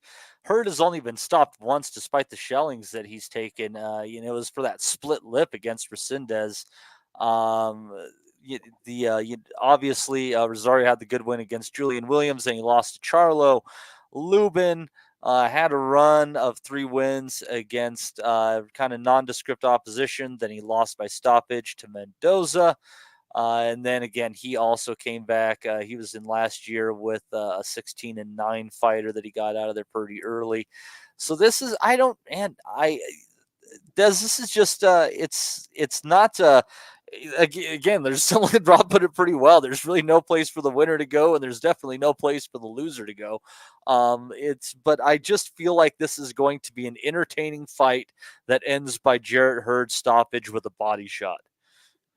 Yeah, when a fight like this gets made and we're all sort of scratching our heads, I think I think a conversation has happened or a deal's been done, and I think maybe someone said to Gary Jonas, Pro Boxer, but they've said to him, if you can get Gerard back on the saddle, we're going to get him a fight with someone. And when you look at that middle, and are they both fighting at middleweight? Is Rosario and Hurd fighting at middleweight? Yeah, this should be at 160 pounds, and this has been a pipeline to some top rank cards. That's how Angelo Leo found his way back. And this is my thinking, and I think Gerard Hurd's got a good name. He's got a good pedigree. If he can come through Rosario, I think you'll find him fighting on a bigger card, and he'll fight for a world title. I don't think he'll win a world title, but that's not the intention. It's just to get an opponent for someone. And I think Gerard Hurd, if he can get through Rosario on this Pro Box card, remember he's lost 3 of his last 4, only 3 of his last 5. So he needs a win, and I think this could be a good win for him. And I think you'll find if he comes through it, you'll find Hurd fighting for a world title somewhere. I don't think he'll win it, but I don't that's the point of the exercise. This is just about getting him now. That's why I always think these type of fights and these type of cards, you scratch your head, think it doesn't make sense, but I think that's the reason for it. Yeah, they're working back. I don't know if it's for a title fight, but they might be thinking for him for a contender that's existing somewhere around there, and the name's something along them lines. Yet. Something like. But he's got to get past Rosario. He's got to get another win. So he's got 2 wins back to back. Then they might gift him another. Well, I say gift him. Then they might try and get him another win. But he has got a name, and he will sell. And he is someone you could sell a contender, a prospect against, or even if there's a world title involved or something. I think he'd be. Let's just say, for example, I don't know. Let's just say, who's the kid that you're hot on at the moment? Is it Carlos Adames? No, I don't think he's. He's a champion. He's all right. Yeah. Is he a middleweight though? Yeah. Well, that could be an opponent for Adames, couldn't it? Oh, easily. Yeah. It's just the kind of stupid junk they would give to us that doesn't matter. Correct. And it keeps Adames active. It keeps him hot. And it gets a reasonably good name as an opponent. So I sometimes wonder when you get these type of fights, and Rob just said it, I don't know what they're going to do with a winner. I think that's what they do with a winner.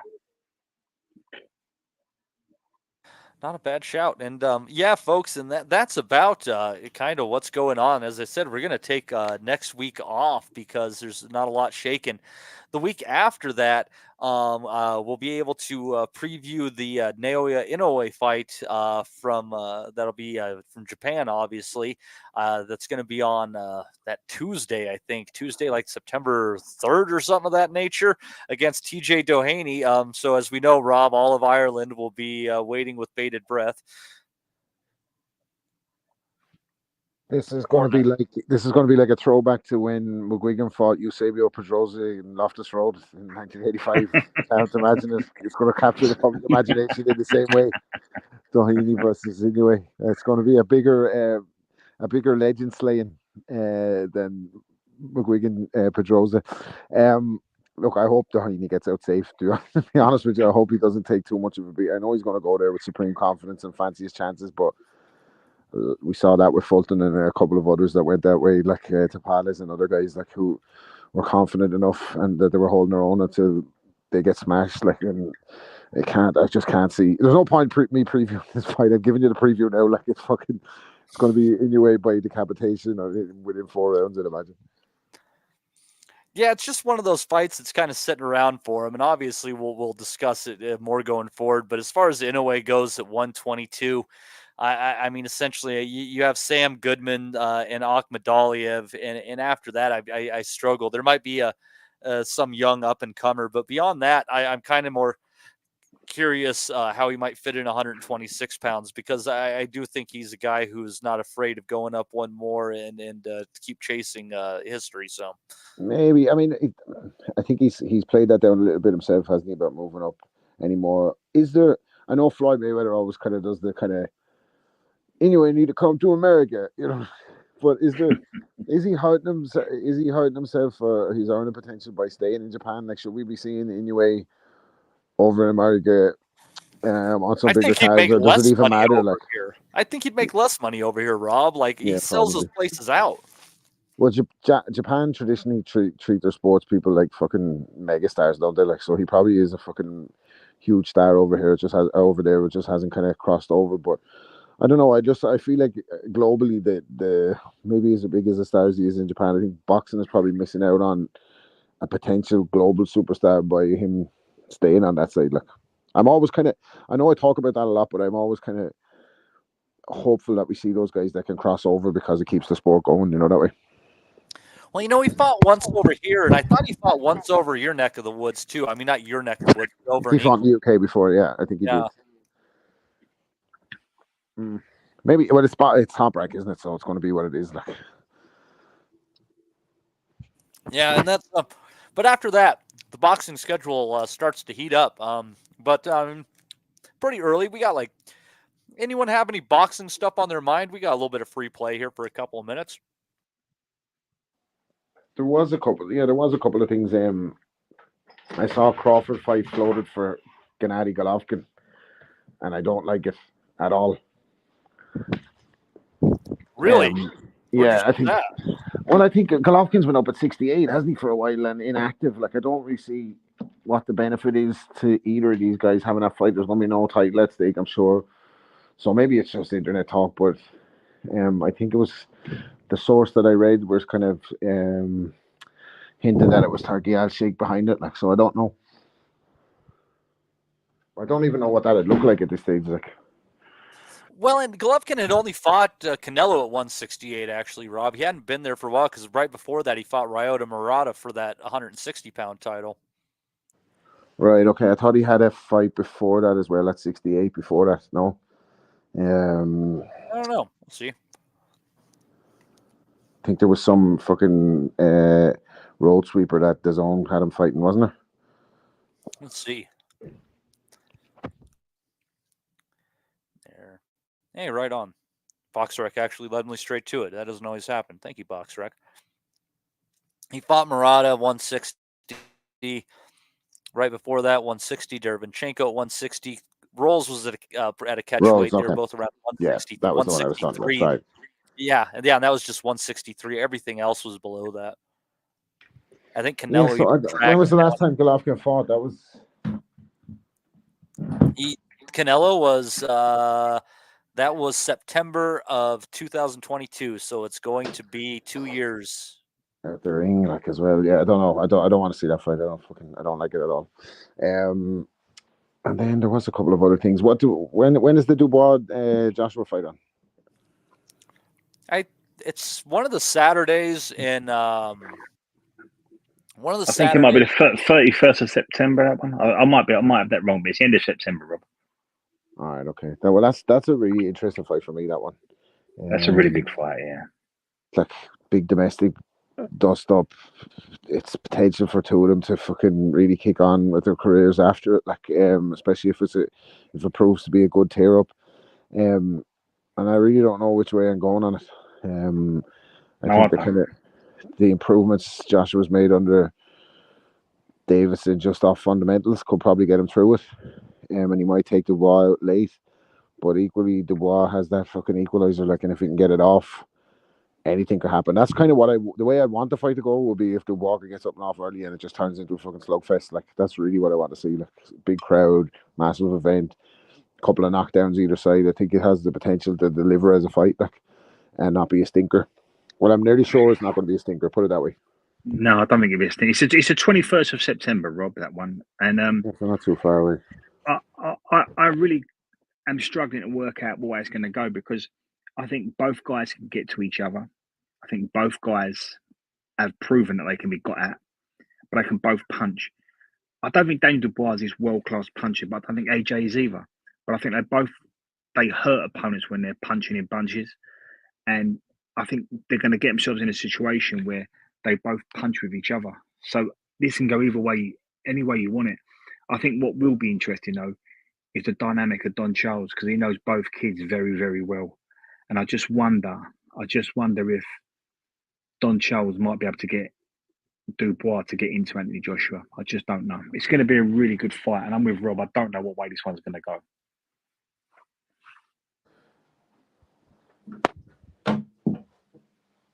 That's interesting that you say that. So the value bet on that would definitely be going to Dubois because you're getting basically 4-1 on him. Joining the call also, seconds out, Eamon Khan getting in here right on time so he can get his name in the credits. Well done, Eamon. Well done.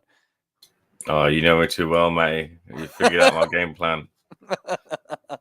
I like it. I like it. There ain't nothing wrong with it.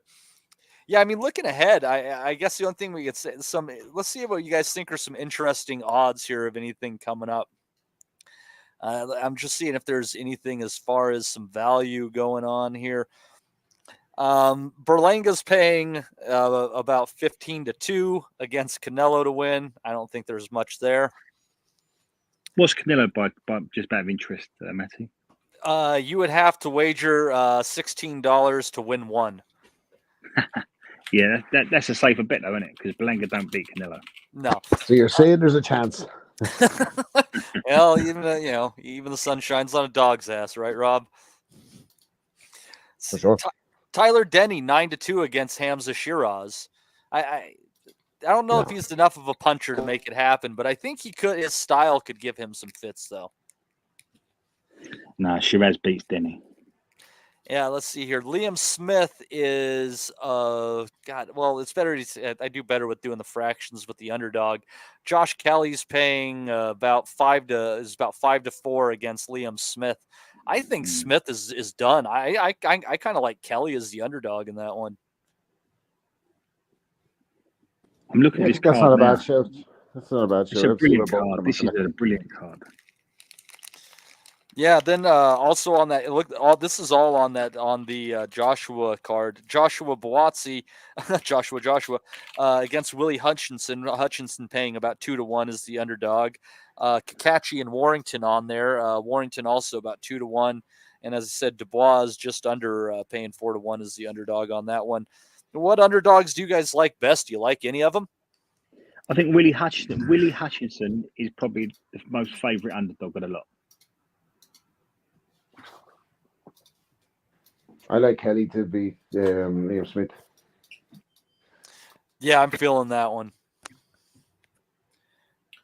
I've got, I think the most live underdog in that fight is probably Denny versus Shiraz. Just like you mentioned there, styles-wise. I think Denny, when I've spoken to fighters who've either sparred him or fought him, or fighters in and amongst the Midland scene as well, really kind of appreciate Denny as a fighter and essentially kind of say we haven't seen the full reflection of him and his repertoire as of just yet.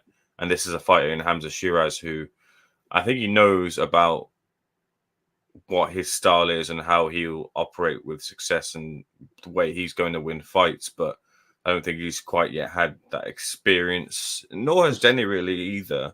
Is there something missing that, Eamon, do you think, with Shiraz? Because I've always thought like the aesthetics are good. He looks the part, but I feel like there's something there that we haven't seen yet. I think what it is with Hamza is I think he's been matched well enough. So he's been matched cautiously. I think they've stepped with a bit too much caution when it came to his matchmaking in the early portion of his career. That win against Ammo was good, though. That was a good W. But they were right. But they were right to do it because Bradley Skeet could have been a disaster, but it wasn't. Even though the ghost of the fight sort of followed him for a few fights after, and I think he's now since shaken that off. I believe that fight was going to go the way it did, where Hamza was going to get to him because Skeet started tiring.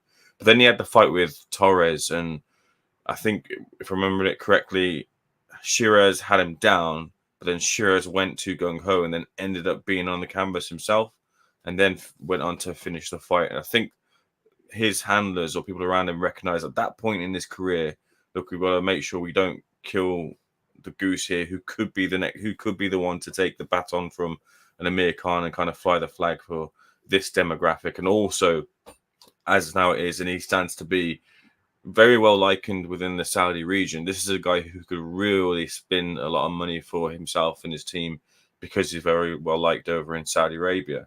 But I just wondered, this is one of the final tests before he really has a big fight in Tyler Denny, because he's very, very highly touted and talked about. Tyler is, and I think Tyler's got a real good ability to just kind of get in and get there and stand there, be there, and then be gone. I just wonder if you can do that for the 12 rounds. I think it's smart that this is a 12-round fight as well, and it might just tell towards the end for Shiraz. But I think it's going to be a fight he's going to have to navigate some hairy moments for, or at least be down on the cards probably to get to that point. I always worry about these guys that are cautiously matched. Sorry, Des. I think to go back to Addy P, like, are they hiding glass with this guy? Are they hiding glass to the body? Are they hiding glass somewhere? Like, why have they moved him along so slowly when he clearly has talent? And in the fights that he's been winning on the way up, he's looked so much better than the opposition. But I don't know if I like everything about him. I think he's fucking fundamentally very good, big, strong guy, very fucking good speaker. You know, a good role model for the kids and all that. But I just feel like there's an X factor here, and I feel like he's going to get fucking. I don't know why. I don't know what's telling me this. Like, I just think there's an X factor, and he's going to get poleaxed along the way. I just feel like they're matching him too cautiously, and then when the fire starts, like, as Teddy Atlas said, is he a fireman or not? Like, do you know that way? But that's how. When you look at Tyler Denny's record, it's quite incredible, including Hamza.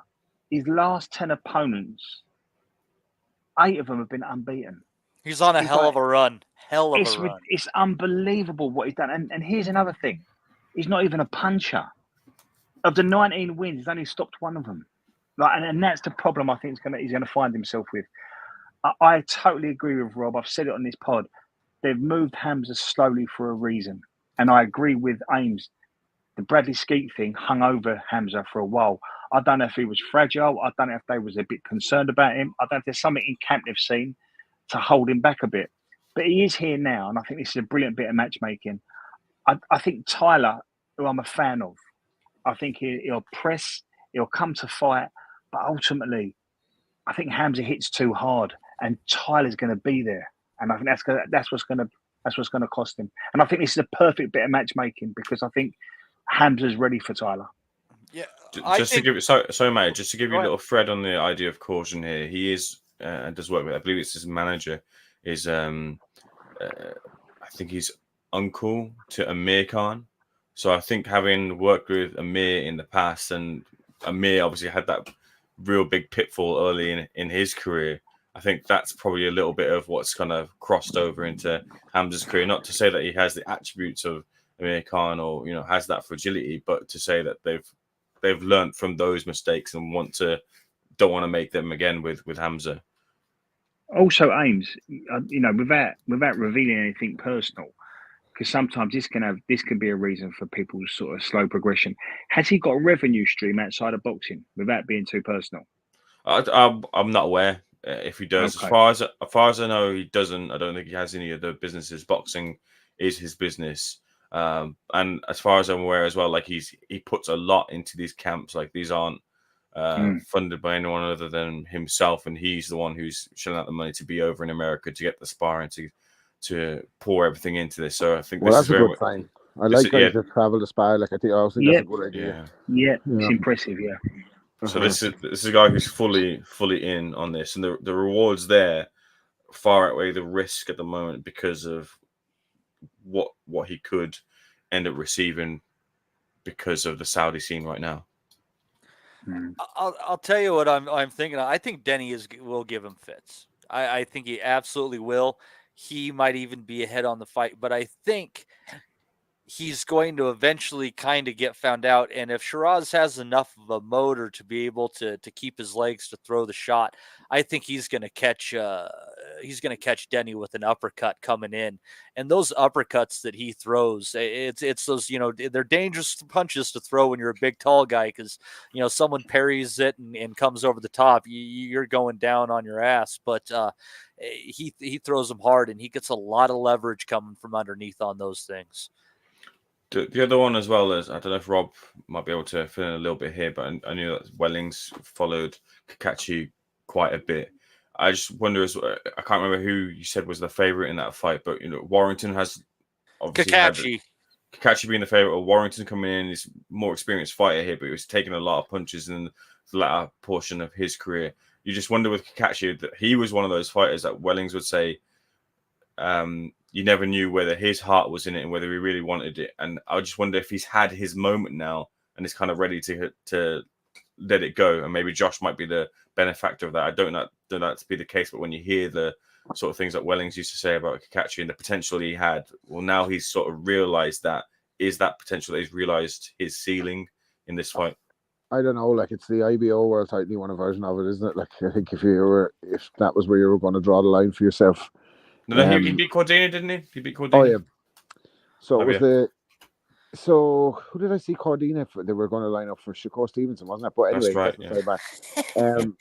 I think Akachi's kind of in his proper patch, and I think Warrington, that fight's probably happening at the right time. I think Warrington is what he is, like, isn't he? He's gonna come, he's gonna headbutt you, he's gonna tie you up on the inside, he's gonna try and push you back to the ropes. I don't think the same spring in his step has been there over the last couple of performances in terms of how good he was at getting, like, because I hate fucking being, well, I love being derogatory to certain fighters, but I hate to kind of say something and have it sound like I'm detracting from the guy. Like I think when I say Warrington would headbutt you and push you back to the ropes, I think like he would do that, yes, but he was super fit, always came to the ring super fit. His performance against Frampton, he was actually getting in and out on him for the whole night. He was really, really good, but I just think that high energy style where you ship so many punches, you fight with your face a little bit, it's hard to preserve yourself. And I think Kachi is in his pomp now. Like he's won the world title, he's beat Cordina, and I think he'll be able to catch Warrington too much.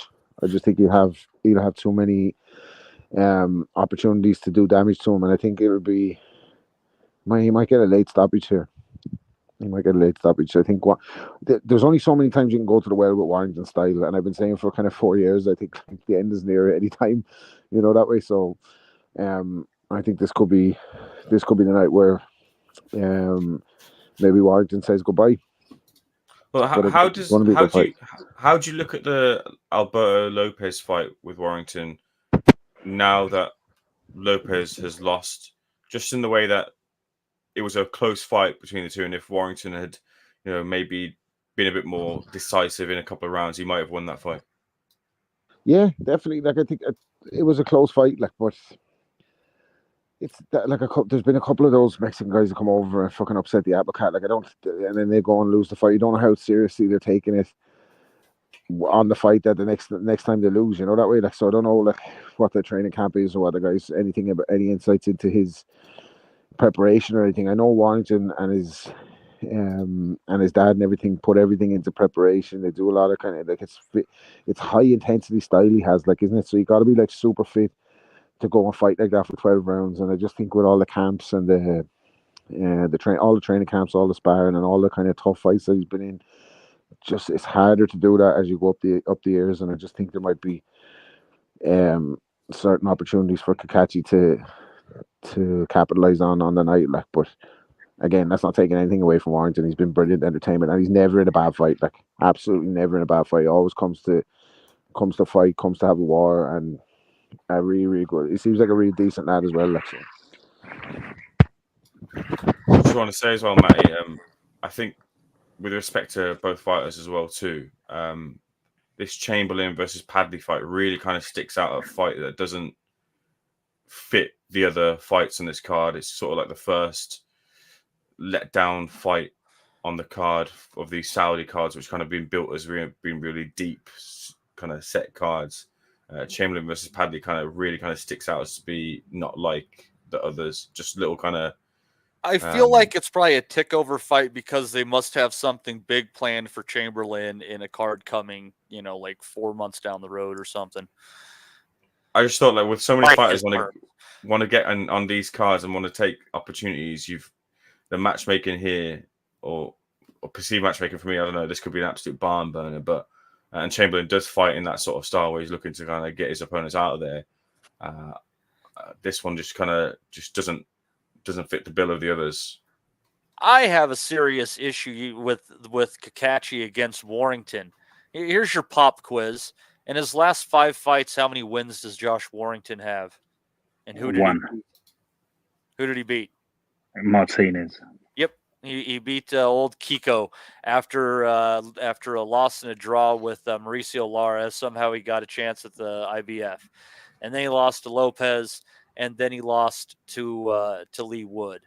I have serious issues with you this. You can flip that the other way though. I mean, Lopez, like I was just saying there, a bit more decisive, and he would beat Lopez. Lee Wood, he was pinging Lee Wood for those 7 rounds, and it was a punch or two that changed the fight, and it was a moment that they can contest that they should have maybe had the favor of the referee to at least give him that a couple of seconds, because it was right on the B of the bell, and he would have seen it through and had that minute. And if he got knocked out, then that would have been. But for all the talk about the Lee Wood fight, he was sailing. We were ringside at that fight, and we thought, what the hell has happened to Lee Wood? He was weight drained. Yeah, weight drained. Is it finally caught up to him? What is it? We're hearing about the Ben Davison team up. Like, well, this surely isn't the game plan they planned for. Having watched Warrington, copious amounts of tape for him, this isn't what they've set up for. And Warrington would look brilliant until those last couple of punches in that seventh round.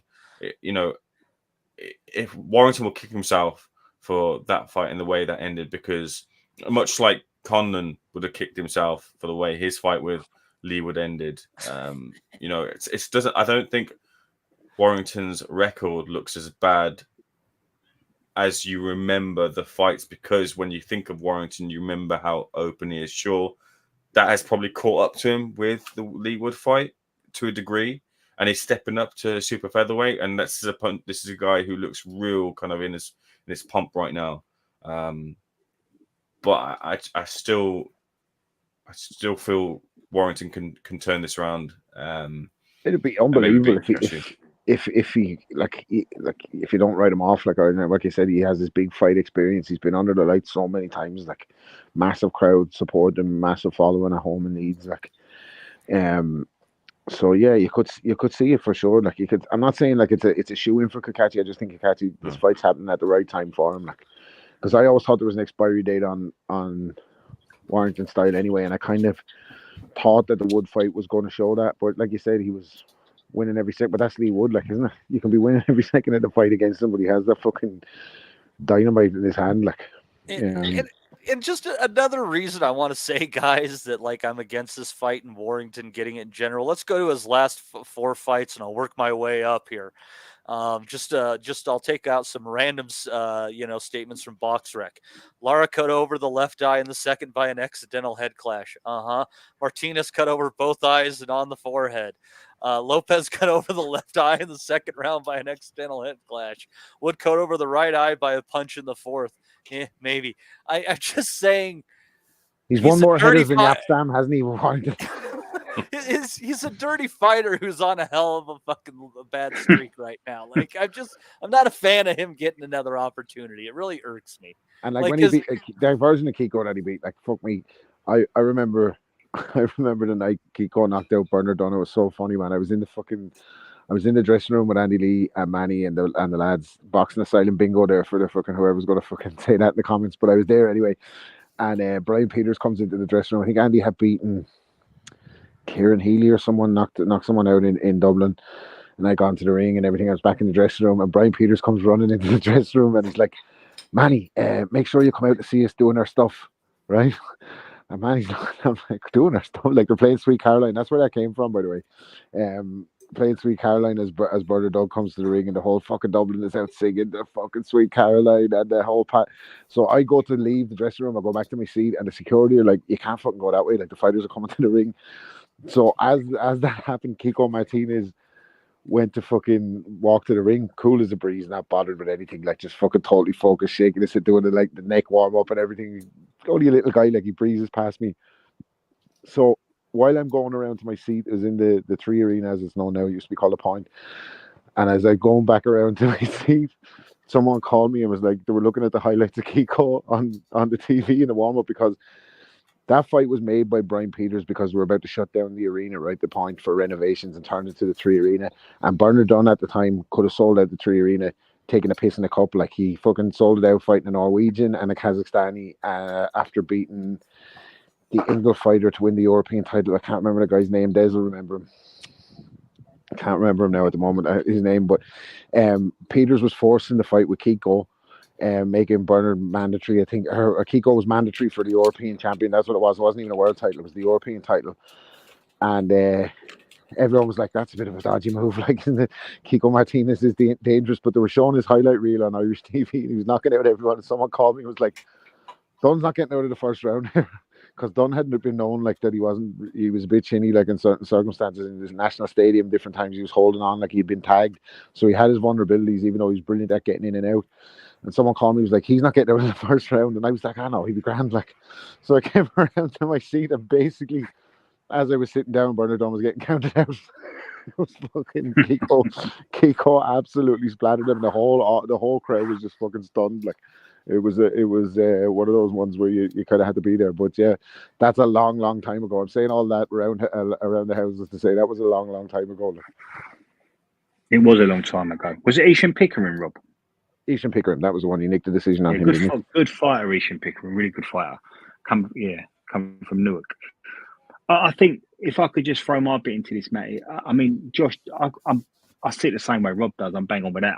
I think Josh has been brilliant for British boxing. I think he's been a really good advert for someone that's come from the small hall scene without TV to building up locally, creating a fan base, selling an amazing ticket, getting into the arenas, getting into the stadiums. I think Josh Warrington could be really proud of himself. But I'm a bit with you, Matty. I think he's won in his last 5, potentially. If we're going to have a grown-up conversation, potentially two in his last 7, because he got a very close one against Barry Kid Galahad as well. So it's been on. Sorry, I apologise. I said he was never in a bad fight. He was in a bad fight that night, but I don't think he was in a bad fight that night. Yeah, you're right. But that had a lot to do with Kid Galahad, didn't it? So, but the point is, I think we've seen a lot of inactivity from Josh in the last 4 years. I think he's probably been out 5 times in 4 years. I understand that with his age and his style, the way he fights. But I think guys like Josh need to be active, and the type of activity he's had could have hurt him. And I just think time in the gym, time under the lights, the fights he's had, the guys he's been fighting, I don't think you're going to get a very good version of Josh now. And I think they're going to catch Kachi at the wrong time. I agree with Ames. Josh was winning a Leewood fight. He looked brilliant that night, but he did get stopped coming forward. Although it was a contentious stoppage and there was an awful lot of things they'd done wrong and things that went against them. But I think the same thing will happen against Kachi. I think Josh will be up on the cards, but I think he'll get stopped.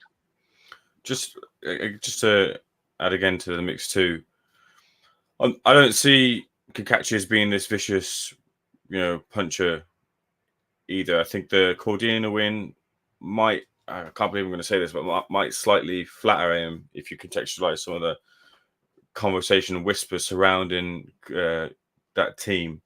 I remember watching Kachi 2019 Midlands Mayhem card against Sam Bone when he won that British title. Essentially, he finished Sam Bone's career, never had a fight after that. But that was a technical fight, a fight where he had to really use his boxing skill to beat Sam Bone on a split. Then he fought Leon Woodstock, who is capable but hasn't really gone anywhere in boxing with respect to him. Went to a decision on that fight.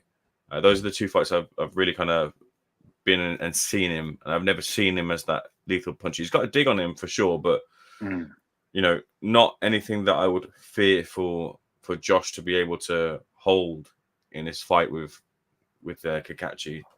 So, Josh isn't a puncher either, is he, Ames? You wouldn't call Josh a puncher, would you? No, I agree with you there, but he's still maintained the volume. The volume's not really slipped from him at all. Remind me, Ames. Remind me, mate. Because I remember seeing the Cordina fight. It went a couple of ways, didn't it? Did Kachi get to Cordina, then Cordina get back to him, and then Kachi turn it around? How did it go, that one? Because it went a few ways, didn't it? The way I remember it was Cordina was looking good. Then you could see Kachi starting to find the cracks in Cordina. And then there was, what was it? There was a moment where they were called a break. And then, no, a break wasn't quite called or something. But there was a contentious moment in that fight. And Kachi hit him when Cordina's hands were down. And that sort of contributed to that being the end of the fight I think that was the Take third for all round. times, dog. Yeah, it was one of those What I moments. liked about it, Aim, sorry to interrupt you, mate. What I liked about it was, I think Kachi got to Cordina, then Cordina turned, like done what good fighters do, he turned it around. But then Kachi got back to him. And that made me realise that's a fight with great energy. And I remember seeing their team, there was loads of good energy in that group. And I don't know, listen, they might have shot their bolt in the Cordina fight, but I think Kachi, with that type of energy, with that type of powers of recovery, I think that could be the wrong type of fighter for Josh Warrington. But I think you said it earlier, Ames. This is a real good one on the undercard. I'm looking forward to this one. And the more we're speaking about it, the more jeopardy I see in this fight for both guys. Yeah, it might end up being entertaining. That's for sure. But man, I know you guys think that was a little bit of issue with that Warrington knockout against Lee Wood, but I think that Lee Wood freaking obliterated his noggin on that one. And those shots, I don't know. I don't know that he'll be the same fighter after taking that L. That was a hard one. And he's taken some bombs from some good fighters, but those ones hurt a lot. If I remember correctly, Matty, all the stars aligned against Warrington on that knockdown, because as he got up, did he hear the bell and then not put his hands up and then walk away from the referee or something like that? He didn't turn around. He didn't turn around. Yeah, it was against him that night, and he should have. To be fair, what filled me with confidence that Warrington should have got the nod, got a little bit of favor, and could have been allowed to continue, is the way that I saw it unfold in my own eyes. Is when I interviewed Josh Warrington afterwards to the fight, and fair play to him for wanting to speak after that fight as well too. But he recalled it exactly how my eyes saw it. Like he was there in that moment. It was a case of his body, kind of betrayed him a little bit. But that minute it might have been just enough for him to recover. And then someone like Warrington, although he's brave, he's not averse to holding and navigating his way through a couple of hairy moments. And he will try and throw too. But I think his pride wouldn't have overtaken his need to recover in that moment. And I just feel like But then again, the other side of the coin is like that's an experienced fighter who's been read the rules to him copious amounts of times and in high pressure moments. And his dad told him, I think his dad was saying to him, "Are you okay to continue?" He goes, "Yeah." And his dad goes to him, "Well, turn around then." And he didn't turn around quick enough, and that gave the ref the enough room to. I see what you're saying. I think there's so many fine margins between giving a guy there's a fine margin between giving a guy a chance and thinking that you're saving him. And I think the way his body language was that night, he looked like he needs saving. Like I remember it now that you say it. Like and in real time, I didn't really have a problem with the stoppage. Like I just thought he looked gone, but we'll see. Like I think Kachi's going to get to him, but we'll see. What's the opinion on this? Just want as a general one. Like, what do you think? Where's Canelo's legacy now at the time? And I'm tying guys like Crawford into this as well, where you get guys who are basically generating enough. For me, like they generate enough cash, and they have enough credit in the boxing fans' bank in terms of the opponents that they've already faced and the achievements that they already have. Do we allow them to cash out and fight who they want on the retirement plan exit, or do we demand the Benavidez fight? Like, because I think we all want to see the Benavidez fight, but realistically, we expect now that it's never going to happen. Like. So if for some reason he never fights anyone we consider meaningful for the rest of his career, and you're just kind of evaluating off of that, I think the question is, if you're trying to like separate it into a conversation that's worth having, it's hard to have it without preparation. Is Canelo Alvarez a top 10 all-time Mexican fighter? Top 10, yes. I think so, yeah. Okay, all right. So I'm just going to name. All right, so just off of recent ones, I'm thinking who I would probably rate higher than Canelo: Juan Manuel Marquez, Marco Antonio Barrera, Eric Morales. See here. And I'm just those are just like recent ones. Who else do you guys Chavez, got? obviously. Chavez, Sanchez, Chavez, obviously. Sanchez. Going back, Salvador Sanchez. What's his name? Who's that? God damn it. The other one, the guy that died young. What the hell is his name? Ricardo Lopez? Salvador Sanchez? Was Sanchez who died young? I don't know. Sanchez died young in a car crash, yeah. So maybe he is, but I feel like he's we're missing probably a lot of names. He's top 10, and he's in the conversation with at least half of the people that you mentioned there. Like, I think what Barrera, Morales, and Marquez make each other special because they fought each other and they had such great rivalries. But like, I think he's in the conversation in terms of achievements, like in going up the weights. I think that the big asterisk on his legacy is the Mexican beef scandal, like, isn't it? And he did pull a few diva antics at. First fight with Golovkin, Lara fight very questionable as well. He ducked Golovkin for a very long time as well, and said he was going to throw the WBC belt in the bin, WBC belt in the bin, rather than defend against. And I think he got certain guys at the right time, but defended the middleweight title at catchweights for about 2 years before he actually fought at 160. I think that's right, and then was up at 68 and 75. Knocked fellas blocks off, like so. I don't know. I think there's definitely question marks over his legacy, but like I think a good way of framing it, as you said, is he's probably a Mexican top 10 all-time fighter, and I don't really have a problem with him cashing out kind of against Berlanga and having a little bit of a retirement party. I don't think he owes us that much. Like, I think he has fought the best fighters he could fight in his era, even if he ducked Golovkin for a while. And I don't think he won the Golovkin fight, the first one. I think he won the second one, but I don't think he won the first one. But I think it's overall a very solid legacy.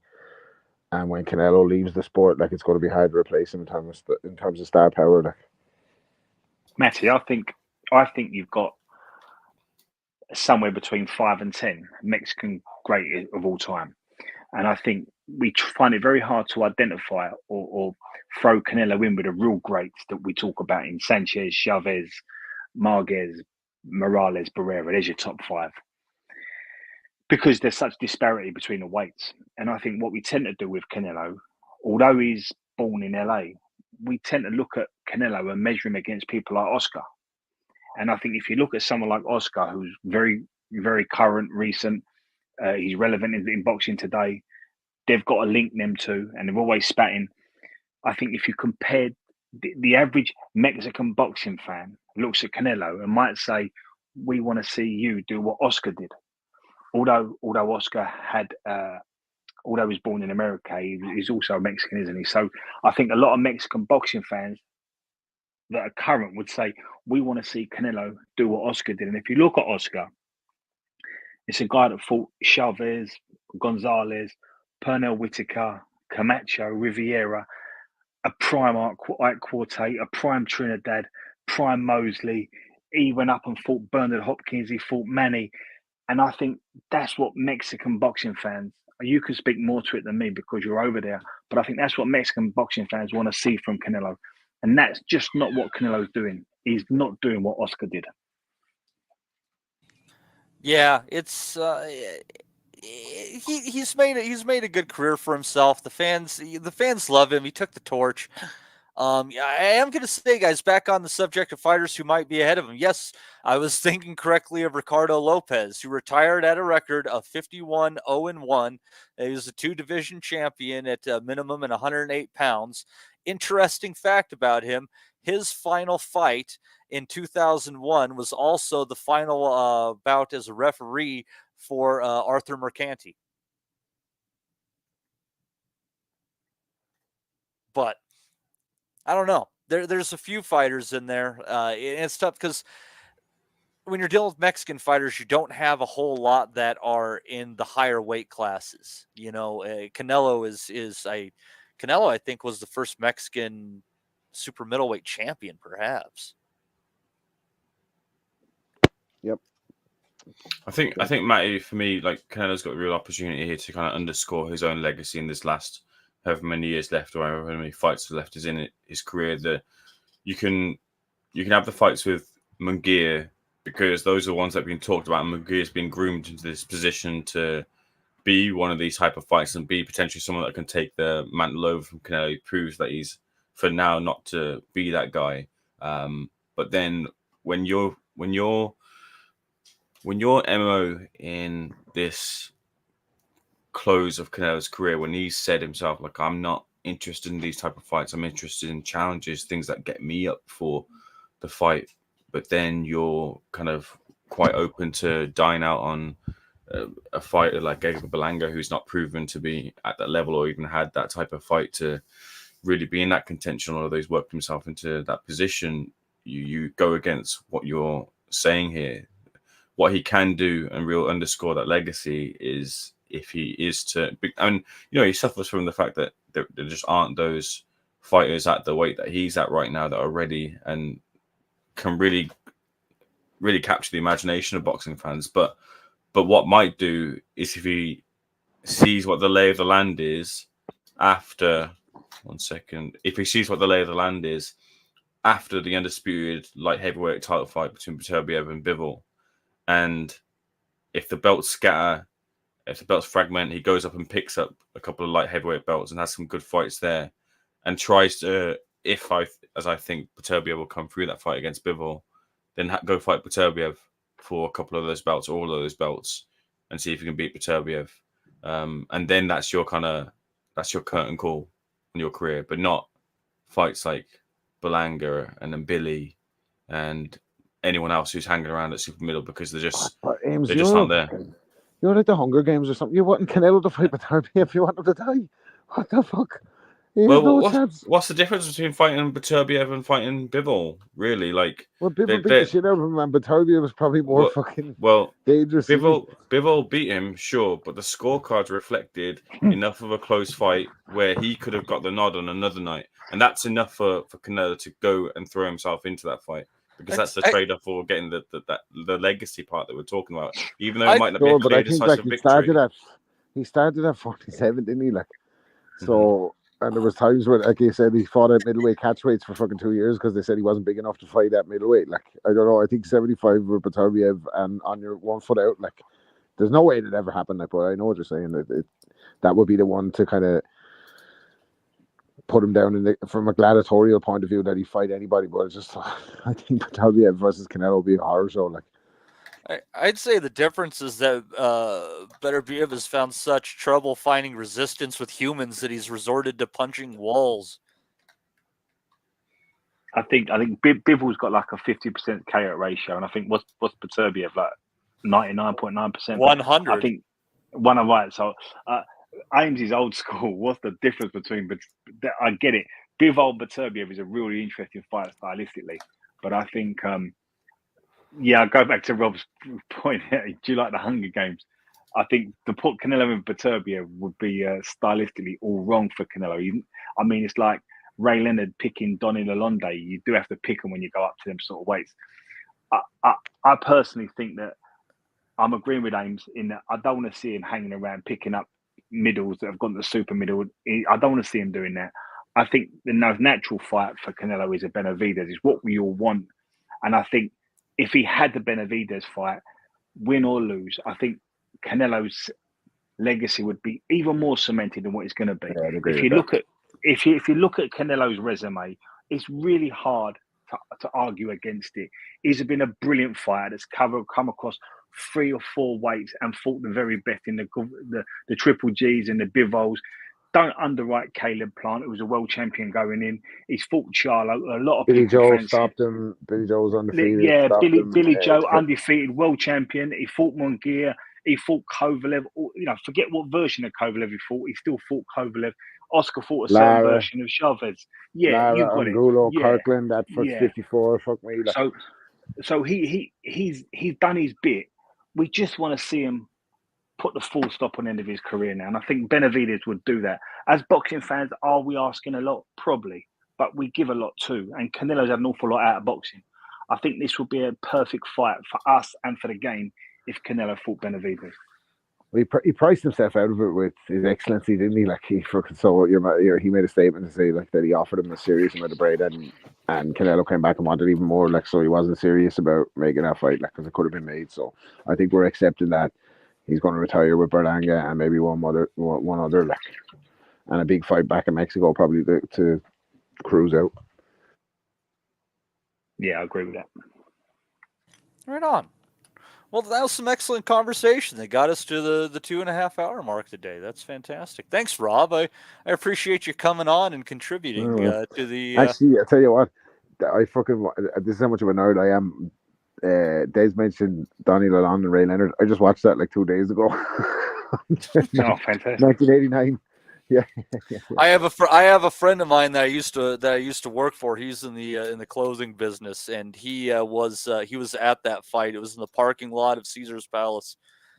Yeah, a great fight, by the way. High drama. Like, Leonard dropped obviously by Lalonde. Fucking Lalonde well in the fight. Rocked Leonard as well just before, but then Ray Leonard was a finisher. Like, now there was a lot of fucking contention over that fight as well, because Ray Leonard picked up his 5th title at 5 different weights as an answer to Tommy Hearns knocking out Juan Domingo Rodan at middleweight, I believe, to win his 4th world title at 4 different weights. And Leonard won 2 titles on the same night because he fought for the 75 title and 68 title at the same time, and then got up on the ring apron with 5 and start giving it all 5 to the press. I remember that fucking cracking up over that. Like, but the only light heavyweight fight ever contested at 168 pounds. Yeah, and Leonard finished them fucking emphatically, and took time to do a little showboat bolo as well, trademark bolo punch in there as well. Like, yeah, good stuff. Like, good memories. Right on. Well, right on. That was a good show right there today. And we are going to be moving the bell. We're going to try to get the first one this week. I don't know if it's going to be Tuesday or Wednesday, but we're going to start doing a little midweek Bellew of the week for you guys, so you can get a little bit of Boxing Asylum action in the middle of your week. And I hope that you guys will enjoy that very much. But I really do appreciate everybody who came on today. I also appreciate the people in the chat. Michael Thompson burning it up in there today. Simon Hill, F2, M. Lithgow, MB, Robin there asking to be let in. Paul Raftery stopped by. Josh Ford, Harvey Price Boxing returns. Thomas Newman. Let's see here. Anyone else? We'll get one more, I'm sure. Or maybe not. Or maybe not. And Ray, that worked out well enough. And Mickey Theo right there next to him. Perfect. We appreciate every one of you guys who was listening that did not stop in the chat as well. I'd also like to thank Justin Dull for being in here, as well as Eamon Khan from Seconds Out. From who? From where? Sexy what? Seconds Out. I tell you what, by the way, you know how you say I like Hunger Games? I watched those movies the other month. Man, I couldn't stand it. They kept calling that Peter fella Peter, like he was Peter from Family Guy. I really took about the film. And I watched the 3 films thinking that lady's name was Candice. And I was like, why the hell are they pronouncing Candice wrong every single time? Her name's Katniss. Yeah, they just had dumb names. The evolution of names, I guess. It was, yeah. So that ruined the movies for you, huh, Ames? Oh, it was terrible. It was like listening to you pronounce names like Russian or Kazakh fighters' names. All movies. I'm just happy that I didn't think that Anthony Kachi was something weird and call him Anthony Cockace. Wouldn't that have been foolish? Where's Matt Calhoun when you need him? I still can't figure out how a Q works in that. That's not how I learned that Qs work. But anyways, Matty, yes, Matty. I just want to congratulate Ames, because I listened to an interview he'd done with Thomas Hauser this week. And it was a really good interview. If anyone hasn't seen it, go on to Seconds Out, listen to it. Ames always asks the right questions, keeps quiet, and lets the guest do the talking. Well done, Ames. It was a good interview, mate. Appreciate right on. Right on. Well, so yeah, again, we'd like to thank Eamon Khan from Seconds Out, Justin Dull. It's a hard one for me to say in the run. Eamon Khan from Seconds Out. I don't know why. Eamon Khan from Section Out. It's a new doggers group. Go in, get your sex, and get out. I just planned the next stage of your career for you. Just thank me and be done with it. Rob Kelly, as previously known from rap music, as well as Daz. How the mighty have fallen. Fuck me. Hey, you know what? Actually, I know you're trying to roll us out here, but I really Robert, am. Have you seen this documentary from I forgot his name now. Bipolar Rock and Roller is the name of the documentary. The fella that you were going to get on as a guest, he had you on his pod, but never returned the favor. What's his name? The commentator, Mauro Ranallo. Have you seen it? Mamma Mia. No, I haven't seen it. No. Oh, apparently it's an absolute whirlwind. It's a crazy watch. It's a doc about him, or it's a documentary about him. Yeah. Wow, I got to check that out. Mauro, no, good guy. Like I have to say, fucking Mauro Ranallo, like Mamma Mia. He was fucking. He heard the song that I did that's called Canelo Alvarez. Actually, someone I don't know how to. It's that song is weird because loads of WWF wrestlers listen to it apparently. So like Samoa Joe, the MVP, Finn Balor, they've all like hit me up separately on Twitter to say they listen to that song. So one of them tweeted it or something, and he picked up on it, and then he had me as a guest the week before Canelo versus Mayweather. So I was telling him, we were just talking about my history, like my interest in boxing. It was the kind of first boxing podcast I did. No, I did another boxing podcast where I interviewed Bernard Hopkins and got stage fright, and kind of asked him a race bait question, and then he talked for 25 minutes, and his battery went in the middle of the fucking thing. And then I did the Mauro show. So yeah, I asked him to come on the Asylum, and he was like, "Absolutely, brother, I'm come on. I'm going to check it out." And then he listened to an episode. And I never heard from him to come back. That's a cool moment, because you know that when you're saying MVP, Finn Balor, and Samoa Joe all hit you up and listen to that, the likelihood was probably they were all like, on the way between towns. They'll be between towns in a car sharing, probably talking about boxing, listening to that and or jamming to that. That's real cool. Yeah, and it means absolutely fuck all to me because I don't know anything about professional wrestling. I'm a big fan. But they're all really good. I have to say, each one of them, like fucking, share my music out to their fan bases and stuff. Like they don't have to do that. They're on the fucking WWF, like you know what I mean, or WWE or whatever it is. But I'm sure, considering the history of the owner of the WWE, maybe there's worse things. What's the history? I don't know, dude. McMahon was doing all sorts of I know. stuff. I know. I'm not here to shit on anyone. God say. Another little sidebar to that as well too. If you want to ever see a boxing and wrestling crossover, there's this thing on Vice TV it's called Dark Side of the Ring. These like little 1 hour type of little stories, and it was called The Brawl for All. If you've seen the Brawl for All episode, I've got Wellings onto it. It's brilliant. That shit was crazy. I remember that from when I was a kid. That episode, like I love that series, and I was waiting for that episode because I'm like that was crazy shit. Because Bart Gunn knocked out Dan Severn, who was a fucking hard-ass UFC fighter. I mean, he was a bad son of a bitch, and Bart Gunn knocked him the fuck out. And some of these guys, their careers were never the same again. Like, they're getting fucking battered by him. And the way they rewarded him, stuck him in with Butterbean to get knocked out. Well, I mean, and that's what was messed up about the Severn fight is like Gunn had terrible fundamentals. He was just one of those guys who could punch a little bit and he threw from weird angles. But then, Butterbean, like, didn't he like beat him in like 40 seconds or something like that? It just like, What it was I think they said that, and it's what's happening a little bit just to, again, sidebar this, like with the Misfits fighters where, it kind of all works when you're inexperienced and you just throw and you don't know what you're doing and you sort of stumble upon a KO. But then when you try to actually learn boxing, you realize how bad you are, and that allows for the experienced fighters to come in and get that right hand on you and you're sleeping on the floor. But yeah, he was done real bad. Bartgun was there in that, but it's a great role. That's happened, Dame, to pro boxers, isn't it? When you see people like Babbage try and become Sugar Ray Leonard, they get beat. When you see, like you can't. Sometimes your style is your style. I've seen it so many times. When Andre Berto tried to shoulder roll against Robert Carrillo, when he just got the fucking shit beat against him against the ropes, and he went down twice. Oh man, sometimes you cannot teach an old dog new tricks. But Ames is right though. Sometimes when you got say you got like a novice or a no banter, don't try and make him Sugar Ray Leonard, which takes people 20 years. Just teach him to keep your chin down and throw loads of punches. That'll work for you. And that's why Warrington is going to beat Kachi. Oh, no. So, all right. Well, we do need to get out of here, but I'm already thanked people multiple times. I think I'm even going to skip the outro. But you guys have a fantastic week out there, and we will see you in 2 weeks. Maybe unless Ames wants to do something funky next Sunday. I don't know. Who knows what anyone wants to do. But we'll definitely see you in 2 weeks where we will preview Inoue. And the week after that, we will be previewing Canelo against Berlanga, I do believe. You folks have a great week ahead. We'll see you next time.